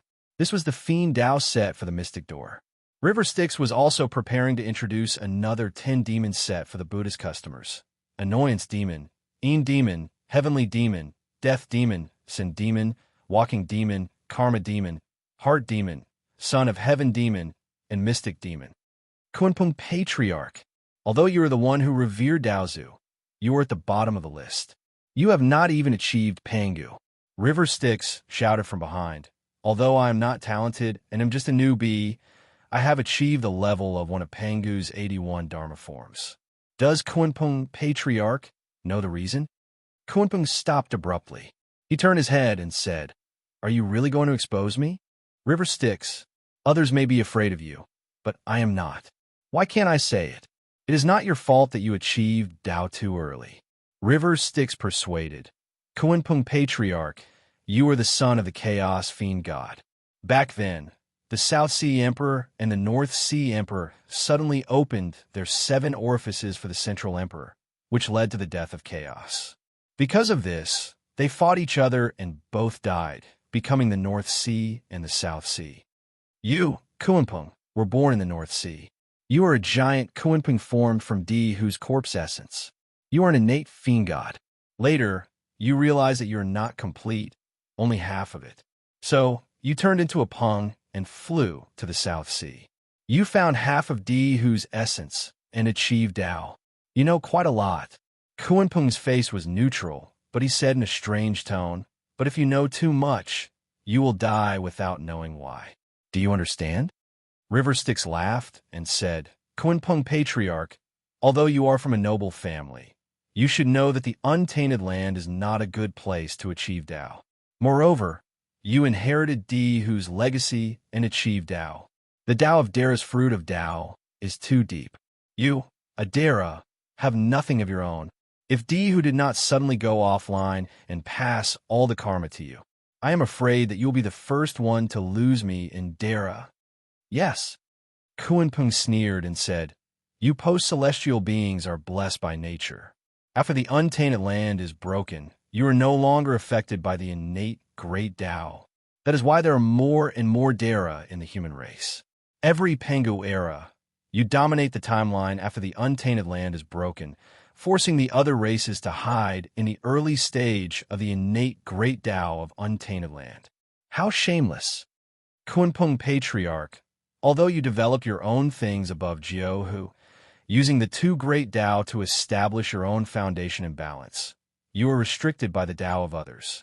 That is why you are the weakest among the patriarchs.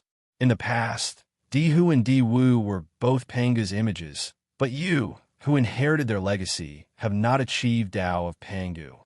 Every time, you need to borrow the Pangu's images of Who and Who to become the North Sea and the South Sea.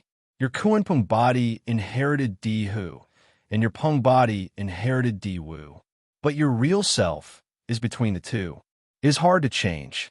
Old Demon River Styx, you have been chasing me for so long. Don't tell me you want to expose me and mock me." Kunpeng replied indifferently. "You give me the South Sea to develop the great Tao of Ultimate, and I will help you rebuild the Tao of Dara." River Styx proposed a dirty deal. Kunpeng said disdainfully, "You are just making empty promises. Do you think I should believe you? Who are you? Can you help me rebuild my Tao foundation?" "I've already told you the answer." River Styx was speechless. The CI's ultimate is the key to rebuild your Tao foundation. River Styx split the innate, inextinguishable divine light into 2, one long and one short, 2 fierce swords. This deal is I will fight with you. If I win, I will cut off your great Tao of Nanming and turn it into the carrier of the great Tao of Diabolism and the great Tao of Water, the ultimate. If I lose, I will give you the ultimate and rebuild your Tao foundation." All right. Kunpeng Patriarch came to his senses. He turned into a giant Peng with a wingspan of 90,000 miles. Patriarch River Styx is indeed frank. Let me add another bet. If I lose, I will split a clone into your Diabolism and become your vice sect master. Chapter 1226. Dara had no tribulations. Across the universe, Everything was eternally free. The reason why Dara had no tribulations was that Dara existed in all timelines. At the end of the Tai era, the universe was boundless. There was no matter, no ancestral chi, and even no great Tao. Therefore, all laws, techniques, Taos, changes in vital chi, and Dharma powers in the universe could not harm Dara. This was because they were only born after Tai Chu had chi. Tai was nothing, and Dara was born in the Tai era. Therefore, things that did not exist in the Tai era could not touch the connate inextinguishable spirit light. The connate inextinguishable spirit light was the Tao light of one's true self. It was also the manifestation of Dara's Tao. Therefore, the connate inextinguishable spirit light would not harm each other. Therefore, nothing in the primordial universe could harm Dara. This was the primordial universe's worldview. Even Panga's mighty ones could not violate their worldview. In other words, this was the primordial universe's rules. River Styx's spirit light split into two and turned into two sword beams. They were also connate numinous treasures, UN2 and Avicii. However, these numinous treasures split from Dara's connate inextinguishable spirit light were still a part of Dara. Therefore, they were different from the numinous treasures formed by Dara. They could not exist independently. Instead, they were a division of Dara's Tao. They could be called accompanying numinous treasures, the primordial lord of heaven's three treasures Rui, the numinous treasure mini-sect master of heaven's Qingping sword, the Taishan world Xian Huang exquisite pagoda, and the Sakyamani's lotus throne were all formed by their own spirit lights. Kunping Patriarch saw River Styx's spirit light split into two swords, but he did not do the same. To him, accompanying numinous treasures were no different from his own spirit light. Instead of splitting them, it was better to return them to himself. He was the son of a chaotic god-fiend, a connate god-fiend. He was used to supernatural powers and dharma powers belonging to himself. He was different from Dara of a human race, who had a weak body and was used to refining magical treasures and using external objects to fight. To him, his chaotic god-fiend body was the most suitable magical treasure. However, there was a reason why the River Styx was divided into two accompanying numinous treasures. For example, Dara, who had a profound foundation. The truth contained in Dara's fruit of way was complete and profound. It involved a wide range of things, as if it was formed from the heavenly Tao of a complete universe. It was slightly inconvenient to use it this way because the Tao of Dara would affect the whole body. His fruit of way was round, so it was difficult for him to use the Tao of killing in his fruit of way flexibly. Therefore, it was necessary to entrust these great Taos to the companion spiritual treasure. Such a numinous treasure entrusted Dara's own great Tao. In the future, it would also participate in the creation of the primordial world and become one of the principles that formed the primordial world. After the primordial era was created, if Dara himself became Pangu, this spirit treasure would be the manifestation of some great Tao. It could be called a pre-world supreme treasure. The three treasures Rui in the hands of the heavenly Lord Yuanshi was the manifestation of the principles of the three treasures of essence, Qi, and spirit.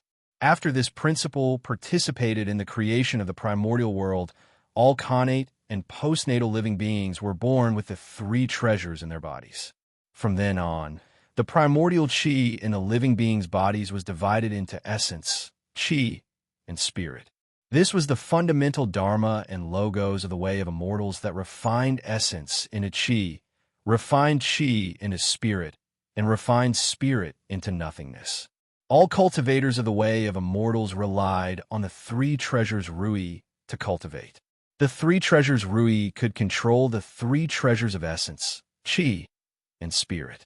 If a cultivator who cultivated according to the way of refining essence into Qi, and spirit was disrespectful to the heavenly Lord Yuanshi, the three treasures Rui could break his Tao foundation.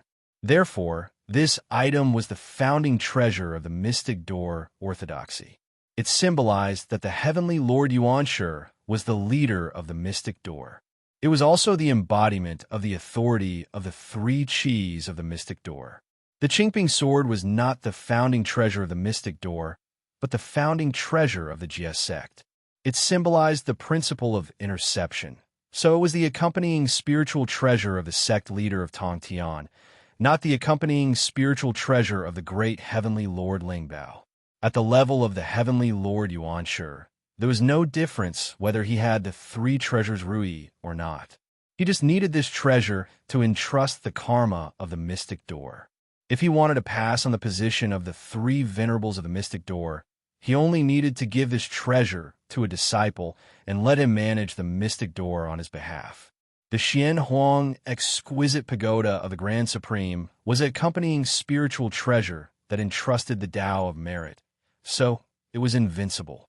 Unfortunately, the Dara itself was not affected by the Tao and was free from disasters and tribulations, so this treasure was of little value. It only symbolized the transcendence of the mystic door. It was the founding treasure of Taoism.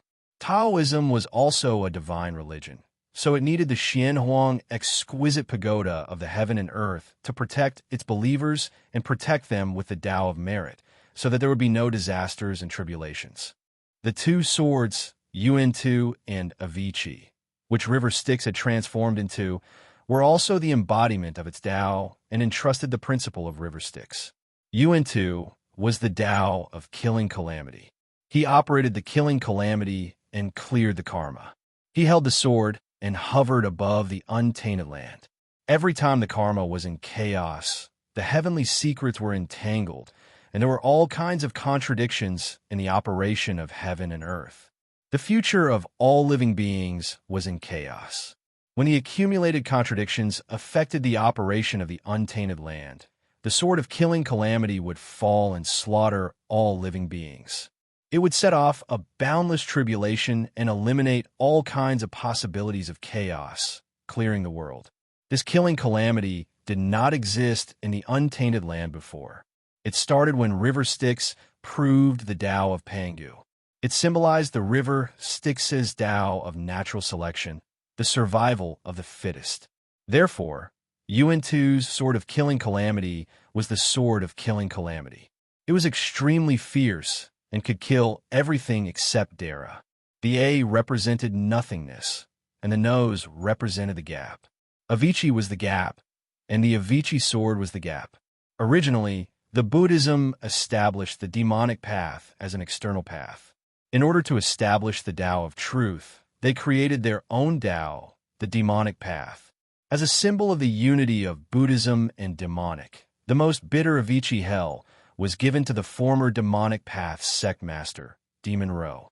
Demon Ro established an incarnation, the River Styx sect master, to entrust the Buddhism's karma and became the great Azura sect master. After Demon Ro's karma was given to Chenong by the Buddhism of the mystic door, River Styx became independent.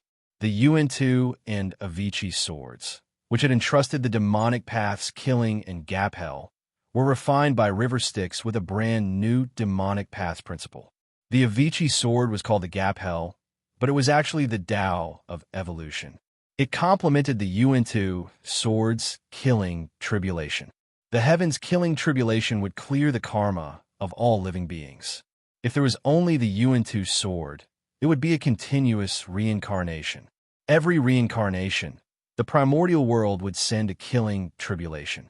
It was not completely in line with River Styx's Tao. Therefore, River Styx complemented it with the Avicii sword. The Avicii sword was the sword of evolution. It could also be called the sword of heaven's will. Every time there was a killing tribulation, there would be heavens will high above. If they were united, they would live. If they were not united, they would die. If this sword fell into the hands of other mighty people, it would definitely be the great mediums and the 3,000 Dara who set the heavens will together. However, River Styx hung the heavens will high and eliminated all living beings with the killing tribulation. However, it only operated the general trend. Regardless of individual living beings, those who survived were the true Tao. It did not control the heaven's will and clean up those who did not obey it. Instead, It prevented people from using supernatural powers to go against the general trend and stop the natural evolution of heaven and earth. The last time River Styx met with the three pure ones, it was because of Shang Tianyi. The Taishang used nature, and the primeval used the mystic door to restrain the heavens will sword. Nature was the nature of heaven and earth, the Tao of inaction. The heavens will existed in nature. If the primordial world was broken, the heavens would favor the post-celestial living beings. The killing tribulation would force the Khanate living beings who breathed in chi of vitality, such as various huge divine beasts and demons, to evolve. The killing tribulation would eliminate these stubborn ones. If the Khanate living beings became post-celestial, they could survive by killing tribulation. If they did not change their minds, they would face the disaster of extinction.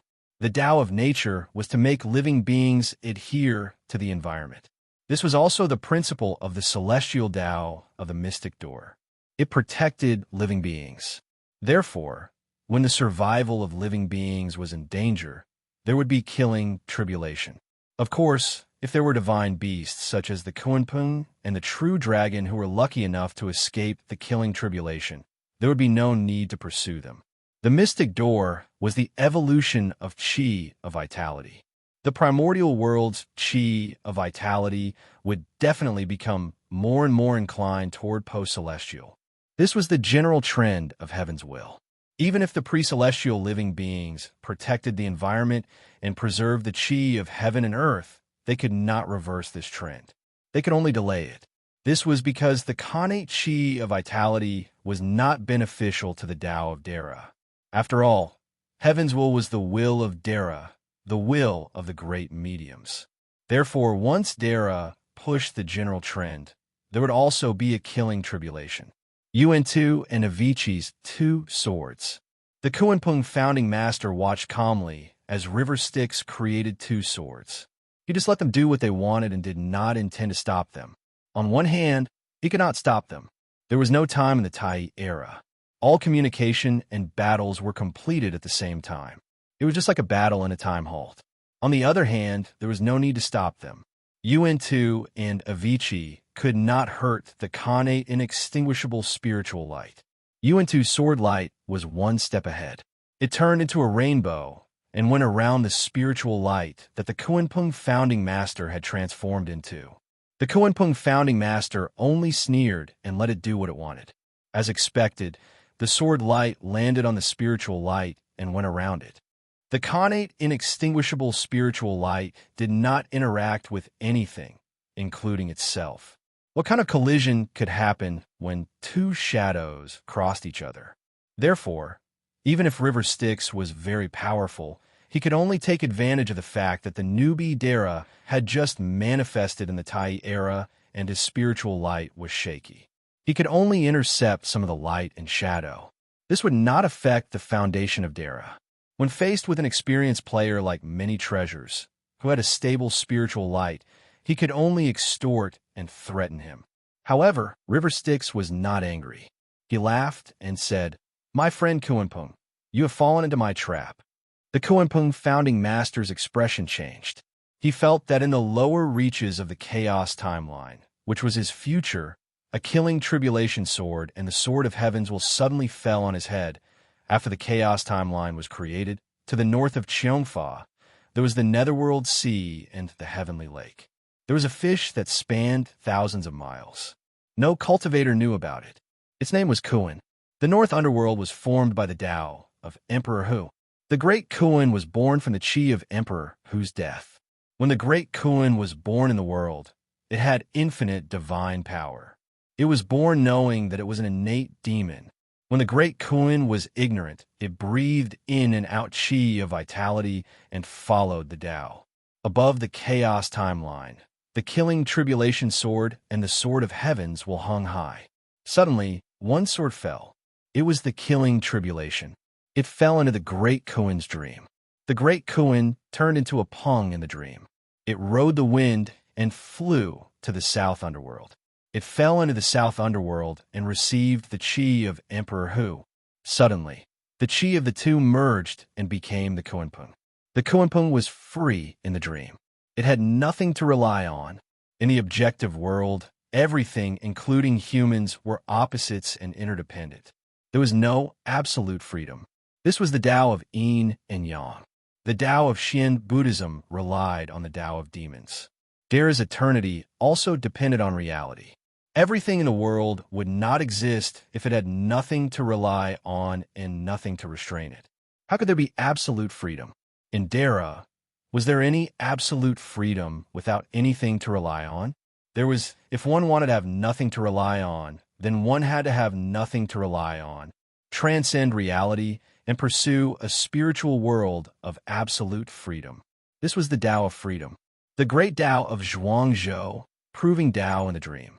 Giving up everything in the real world, all fame, and pursuing absolute spiritual freedom in the dream, one would naturally not be stuck in time and space and be unhindered by anything. Not to mention going back to the timeline. Even going beyond the timeline would not be a problem. One would be eternally free, free from calamities and tribulations. The person who achieved such a spiritual state was, of course, Dara. This was the Tao of Zhuangzhou. Everything had nothing to rely on. Everything was right. Everything was right and wrong. Everything was me, life and death. Heaven and earth coexisted with me, and all living things were one with me. It seemed like the simplest and easiest way to prove Dara only needed to have a dream of absolute freedom. But the Kunpeng had nothing to rely on in the dream. It cut off its last shackles. After proving Dara, it connected with its Tai era self and woke up instantly. It was terrified. It struggled out of the dream and scolded angrily. "River Styx, you tricked me again." But it was too late. He had already proved Dara. He returned to the Tai era in the dream and became a chaotic god fiend. Naturally, he had proved Dara. Zhuangzhou proved Dara by relying on an absolutely high spiritual state. It was not ordinary to be on par with Zhuangzhou. In fact, although Zhuangzhou did not appear often, he was still Jinren Pangu. He dreamed that he became Pangu, so he proved Pangu. Even the three pure ones admired his Tao of Dara. To prove Dara in the dream and pursue a spiritual state of absolute freedom, one had to have nothing to rely on and not be hindered by reality. Zhuangzhou could have nothing to rely on because he had seen through the Tao of materialization. In the past, Zhuangzhou dreamed of Hu Dai, a life like Hu Dai. He described himself as Zhi He. He did not know Zhi He. Suddenly, he realized that he was Zhi He. He did not know that Zhou Zhimeng was Hu Dai. Hu Dai's dream was Zhi He. Zhou and Hu Dai would definitely be separated. This was called materialization. Even if one had absolute freedom in the dream, without anything to rely on, without self and without self, one could still maintain one's true self. This was the state of truly seeing through the separation of self and self. No matter who Zhuangzhou dreamed of, he could maintain his true self. Was this a state that founding master Kunpeng could reach? Therefore, when Kunpeng was lured into the dream by River Styx and proved Dara in the dream, he instantly lost himself and had nothing to rely on. After proving Dara, he could travel through the past and the future. Of course, he came from the same source as Kunpeng in the Tai era. Now, Kunpeng could only use his entire self in the entire timeline to cut off his connection with reality and self-destruct his own self-foundation. At this moment, River Styx chuckled and did not stop him. It was not easy for founding Master Kunpeng to pull himself back so that he had something to rely on and a foundation. Then he instantly fell into the state of absolute freedom and fell into Dara. Founding Master Kunpeng had to reconfirm his origin and return to the beginning of his birth. He had to modify the timeline that River Styx had altered.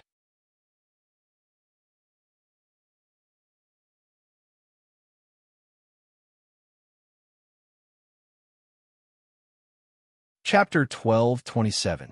Along with Zhao Gongming, he got to know many of Dara's fellow Taoists. Heavenly Lord Yuan Yu found a secluded place with spiritual light and pushed his time to the next moment. However, when time moved, it was already a completely different world. When time was pushed to the next moment, There was a concept of time in the primordial world. The Tai era was no longer there, and there was nothing. The untainted world was also pushed to the next era. At the beginning of time, Qi was seen. There was a kind of ignorant spiritual vigor in the world. Yuan Yu used spiritual light to match the spiritual vigor that sprouted along with the rotation of the universe. A wisp of dense qi was refined out. It was like smoke and fog, as if it was a mixture of qi and spiritual light. This dense qi wrapped around Yuan Yu's fingertip, and it was in a state where yin and yang were not separated. Yuan Yu somehow knew the name of this qi. Innate qi. Yuan Yu felt that the wisp of qi that he nurtured contained the mechanism of yin and yang, 3 talents, for symbols, 5 elements, and 8 trigrams. As long as it was scattered, it could be transformed into yin and yang and divided into the 5 elements. It was the ancestor of all the qi in the world. There were countless qi dynamics in the world, but according to its attributes, it could be classified as 1 yuan, which was 129,600 types of postnatal qi.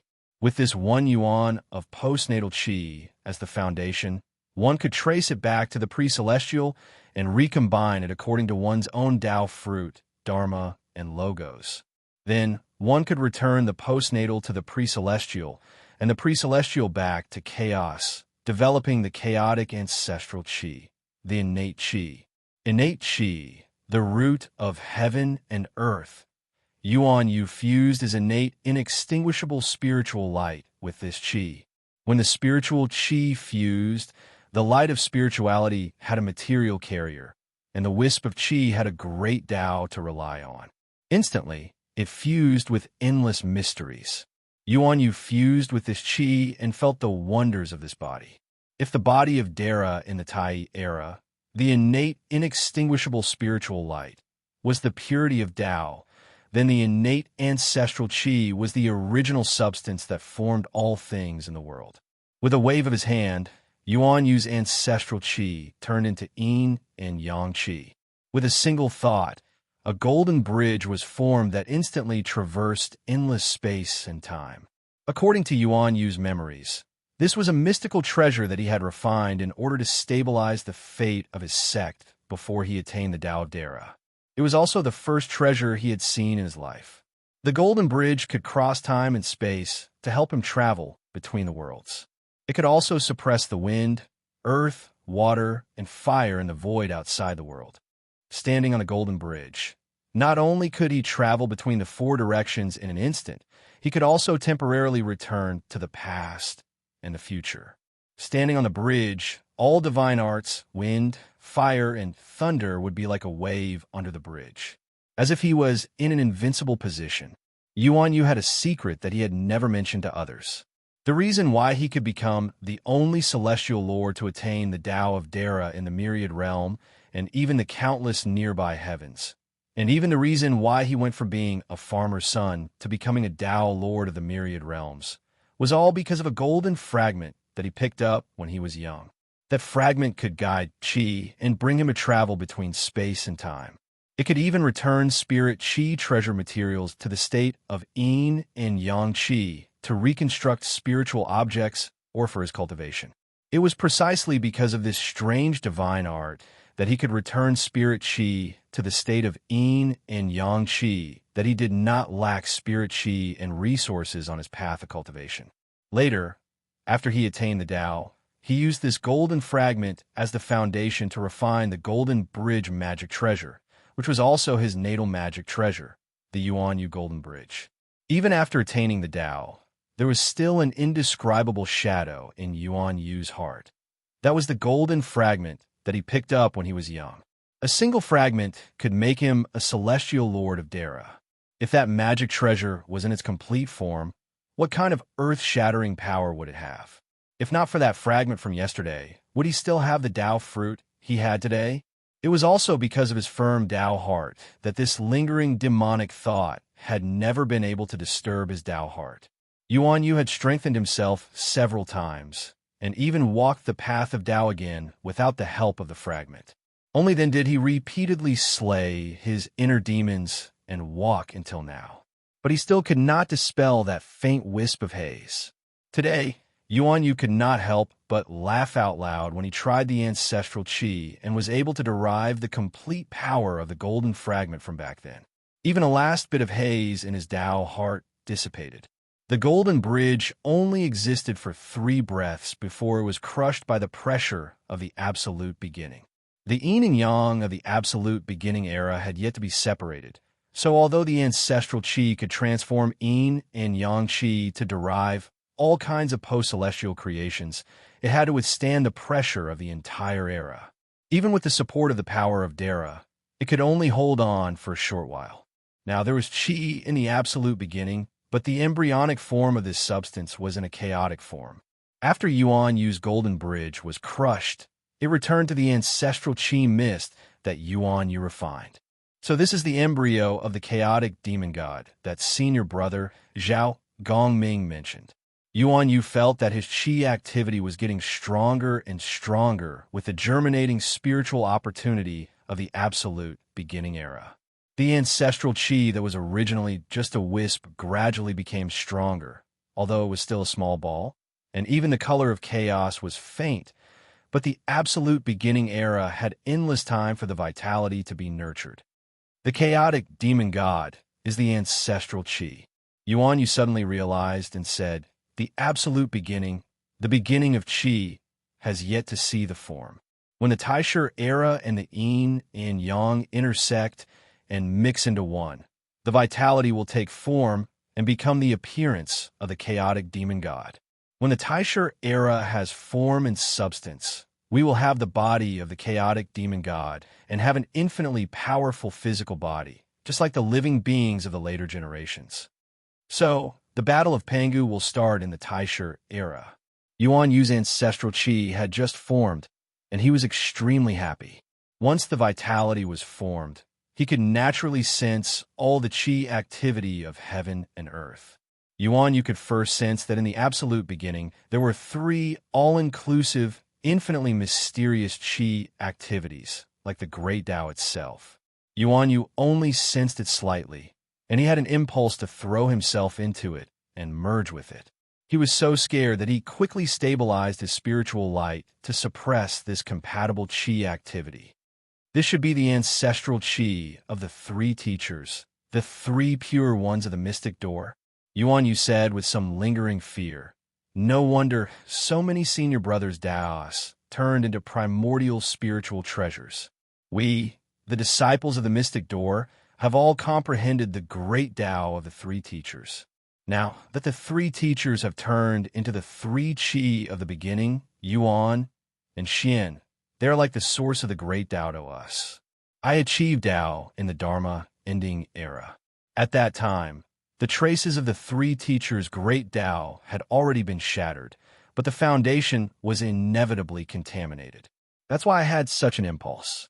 If it were those senior brothers who comprehended the great Tao of the 3 teachers to achieve Dara, I'm afraid that when they see the teachers, it is like seeing the great Tao. They will involuntarily get closer to the teachers or change to the 3 venerables. Yuan Yu was glad that his great Tao was not pure, mixed with the impurities of self-enlightenment. It was also because of the 3 pure ones that slightly suppressed the purification of various impurities in his vitality. If the 3 pure ones let go, they could instantly refine the self of Dara that was contaminated by the 3 pure Tao, and refine all the disciples and disciples into their incarnations. The primeval Lord of Origin and the Grand Supreme worked together to suppress the primogenitor Lingbao, who only had a little bit of primordial Tao and had gone offline himself. This was to prevent his qi from refining all the Dara of the Jie school and other Shanqing Tao. Heavenly Lord Yuan Shi was surrounded by many primordial spiritual treasures, but there were fewer Taishan. Only Heavenly Lord Lingbao had the most. There were hundreds of primordial spiritual treasures, or Dara, surrounding great Heavenly Lord Lingbao to protect him. Zhao Gongming's 24 senior brothers were also among them. For a moment, countless primordial, inextinguishable spiritual light shone brightly. Yuan Shi sighed and said, "The light we have been waiting for is still too bright. The light of the great Tao is so dazzling that it will inevitably burn those disciples who are close to us. Taishang looked at Heavenly Lord Lingbao helplessly and said, Lingbao is still too sad. He did not recover even after several Pangu eras, and this Panga eras did not come back. When Lingbao ruled the world, his disciples respected him the most, and even their own great Tao followed his qi as the orthodoxy. In the end, the next Panga eras all died. At that time, Lingbao no longer came to the world with his Tao body, but only the body of Tontian hierarch. He no longer passed on Lingbao's Tao orthodoxy, but mixed impurities, established the Jie school, and deviated from the path of Tao of his disciples. It's the scheme of those ancient gods. Heavenly Lord Yuanshi's eyes flashed with coldness. If it wasn't for their scheme, how could we have overlooked such a secret? When the ancient gods with the orthodoxy of Pangu, Dara lost his Tao. After the descendants of the ancient gods proved their Tao, the faith and mental power of the natural spirits reshaped their selves. The ancient gods are congenital living beings with strange ideas. They came from Tao and thought that there was no I in the congenital world, so they thought that the self was an acquired thought and did not regard the self as their foundation. And the acquired living beings regard the self as their foundation. If they do not regard the self as their thought, it is not important whether they lose me or not. Therefore, there are not many taboos. Every time after the creation of heaven and earth, the ancient gods depart from Tao and return to the state of true self without any thought. Then, the acquired living beings observe all kinds of natural phenomena in heaven and earth, attach their spirits, worship nature, and thus shape the ancient gods' selves. They are born from Tao, like babies born to the world, reshaping their self-consciousness. In this way, there is no need to worry about losing me. Every time a pure baby is born, it is born from the taint of the acquired living being's thoughts. After the world is destroyed, it departs from Tao and returns to being a pure baby. This is the Tao of the ancient gods. Therefore, even if there are one or two acquired living beings who achieve Tao, they will be infected by the idea of the ancient gods, dispel the acquired thoughts, wash away their ego, and become an ancient god. Later, when Laozi achieved Tao, Dara, he relied on his own self to infect the Tao, causing the two most powerful rule makers among the ancient gods, Heavenly Lord Yuanshi and Heavenly Lord Lingbao, to be tainted, becoming Heavenly Lord Yuanshi and Heavenly Lord Lingbao. It could be said that he was dragged down by Laozi and shaped his own personality. This personality relied on Laozi's personality and no longer returned to the pure heart of the ancient gods. Therefore, there was the three pristine ones of the mystic door. After the three pristine ones of the mystic door combined, Laozi established the three pristine ones with Tao, and Heavenly Lord Lingbao were the strongest among the ancient gods. Therefore, the three of them easily took over the Panga orthodoxy and planned to prosper the mystic door in the next Pangu era. At that time, the acquired living beings, Dara, had yet to prosper, and Dara was dominated by the ancient gods. Therefore, the three pristine ones did not have the concept of Dara losing its Tao. This was because the ancient gods were born as pure babies, and the self, which was extremely important to the later generations of Dara, was just an acquired thought to them. Therefore, after the three pristine ones ruled the world and the mystic door flourished, a serious problem arose. The first batch of Dara they cultivated gradually lost itself and was about to be Tao. If it was allowed to be Tao, it would be born as pure babies and tainted by the self. Then, all of these Dara would become ancient gods. At that time, the acquired living beings, Dara, already knew how precious itself was. It would rather maintain the last bit of obsession in the long period of losing itself and turn into a Tao body with no desires and only the last bit of obsession.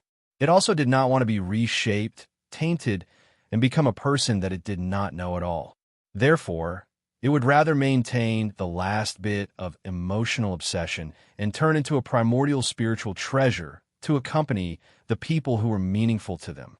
In this way, there were primordial spiritual treasures in the untainted land. Most of these people's obsessions were the three teachers who taught them. The obsessions were maintained by both sides. These Dara's obsessions did not disappear even after dozens of Pangu eras. At the same time, they also involved Heavenly Lord Lingbao and Heavenly Lord Lingbao, so that they maintained the distracting thoughts of the acquired living beings and did not return to the body of the great Tao. Therefore, Heavenly Lord Lingbao and Heavenly Lord Lingbao became more and more like human beings in the Pangu era. Even more ancient gods were involved, and the untainted land entered the era of the acquired living beings. It was also in this era that the self became meaningful and important. The three pure ones suppressed their Tao light because of their acquired feelings. Yuan Yu also felt an inexplicable feeling from afar. There was an extremely important existence to him. It seemed that he had some kind of defect and needed to seize that thing to make up for it. That thing's qi dynamic seemed to be the innate qi. He understood something and immediately turned around, saying, "I still have to ask Senior Brother Gongming." Yuan Yu had locked onto a hint of Zhao Gongming's aura and shifted himself over. That was when he suddenly remembered something and cold sweat broke out all over his body. The primordial era is not like Tai era.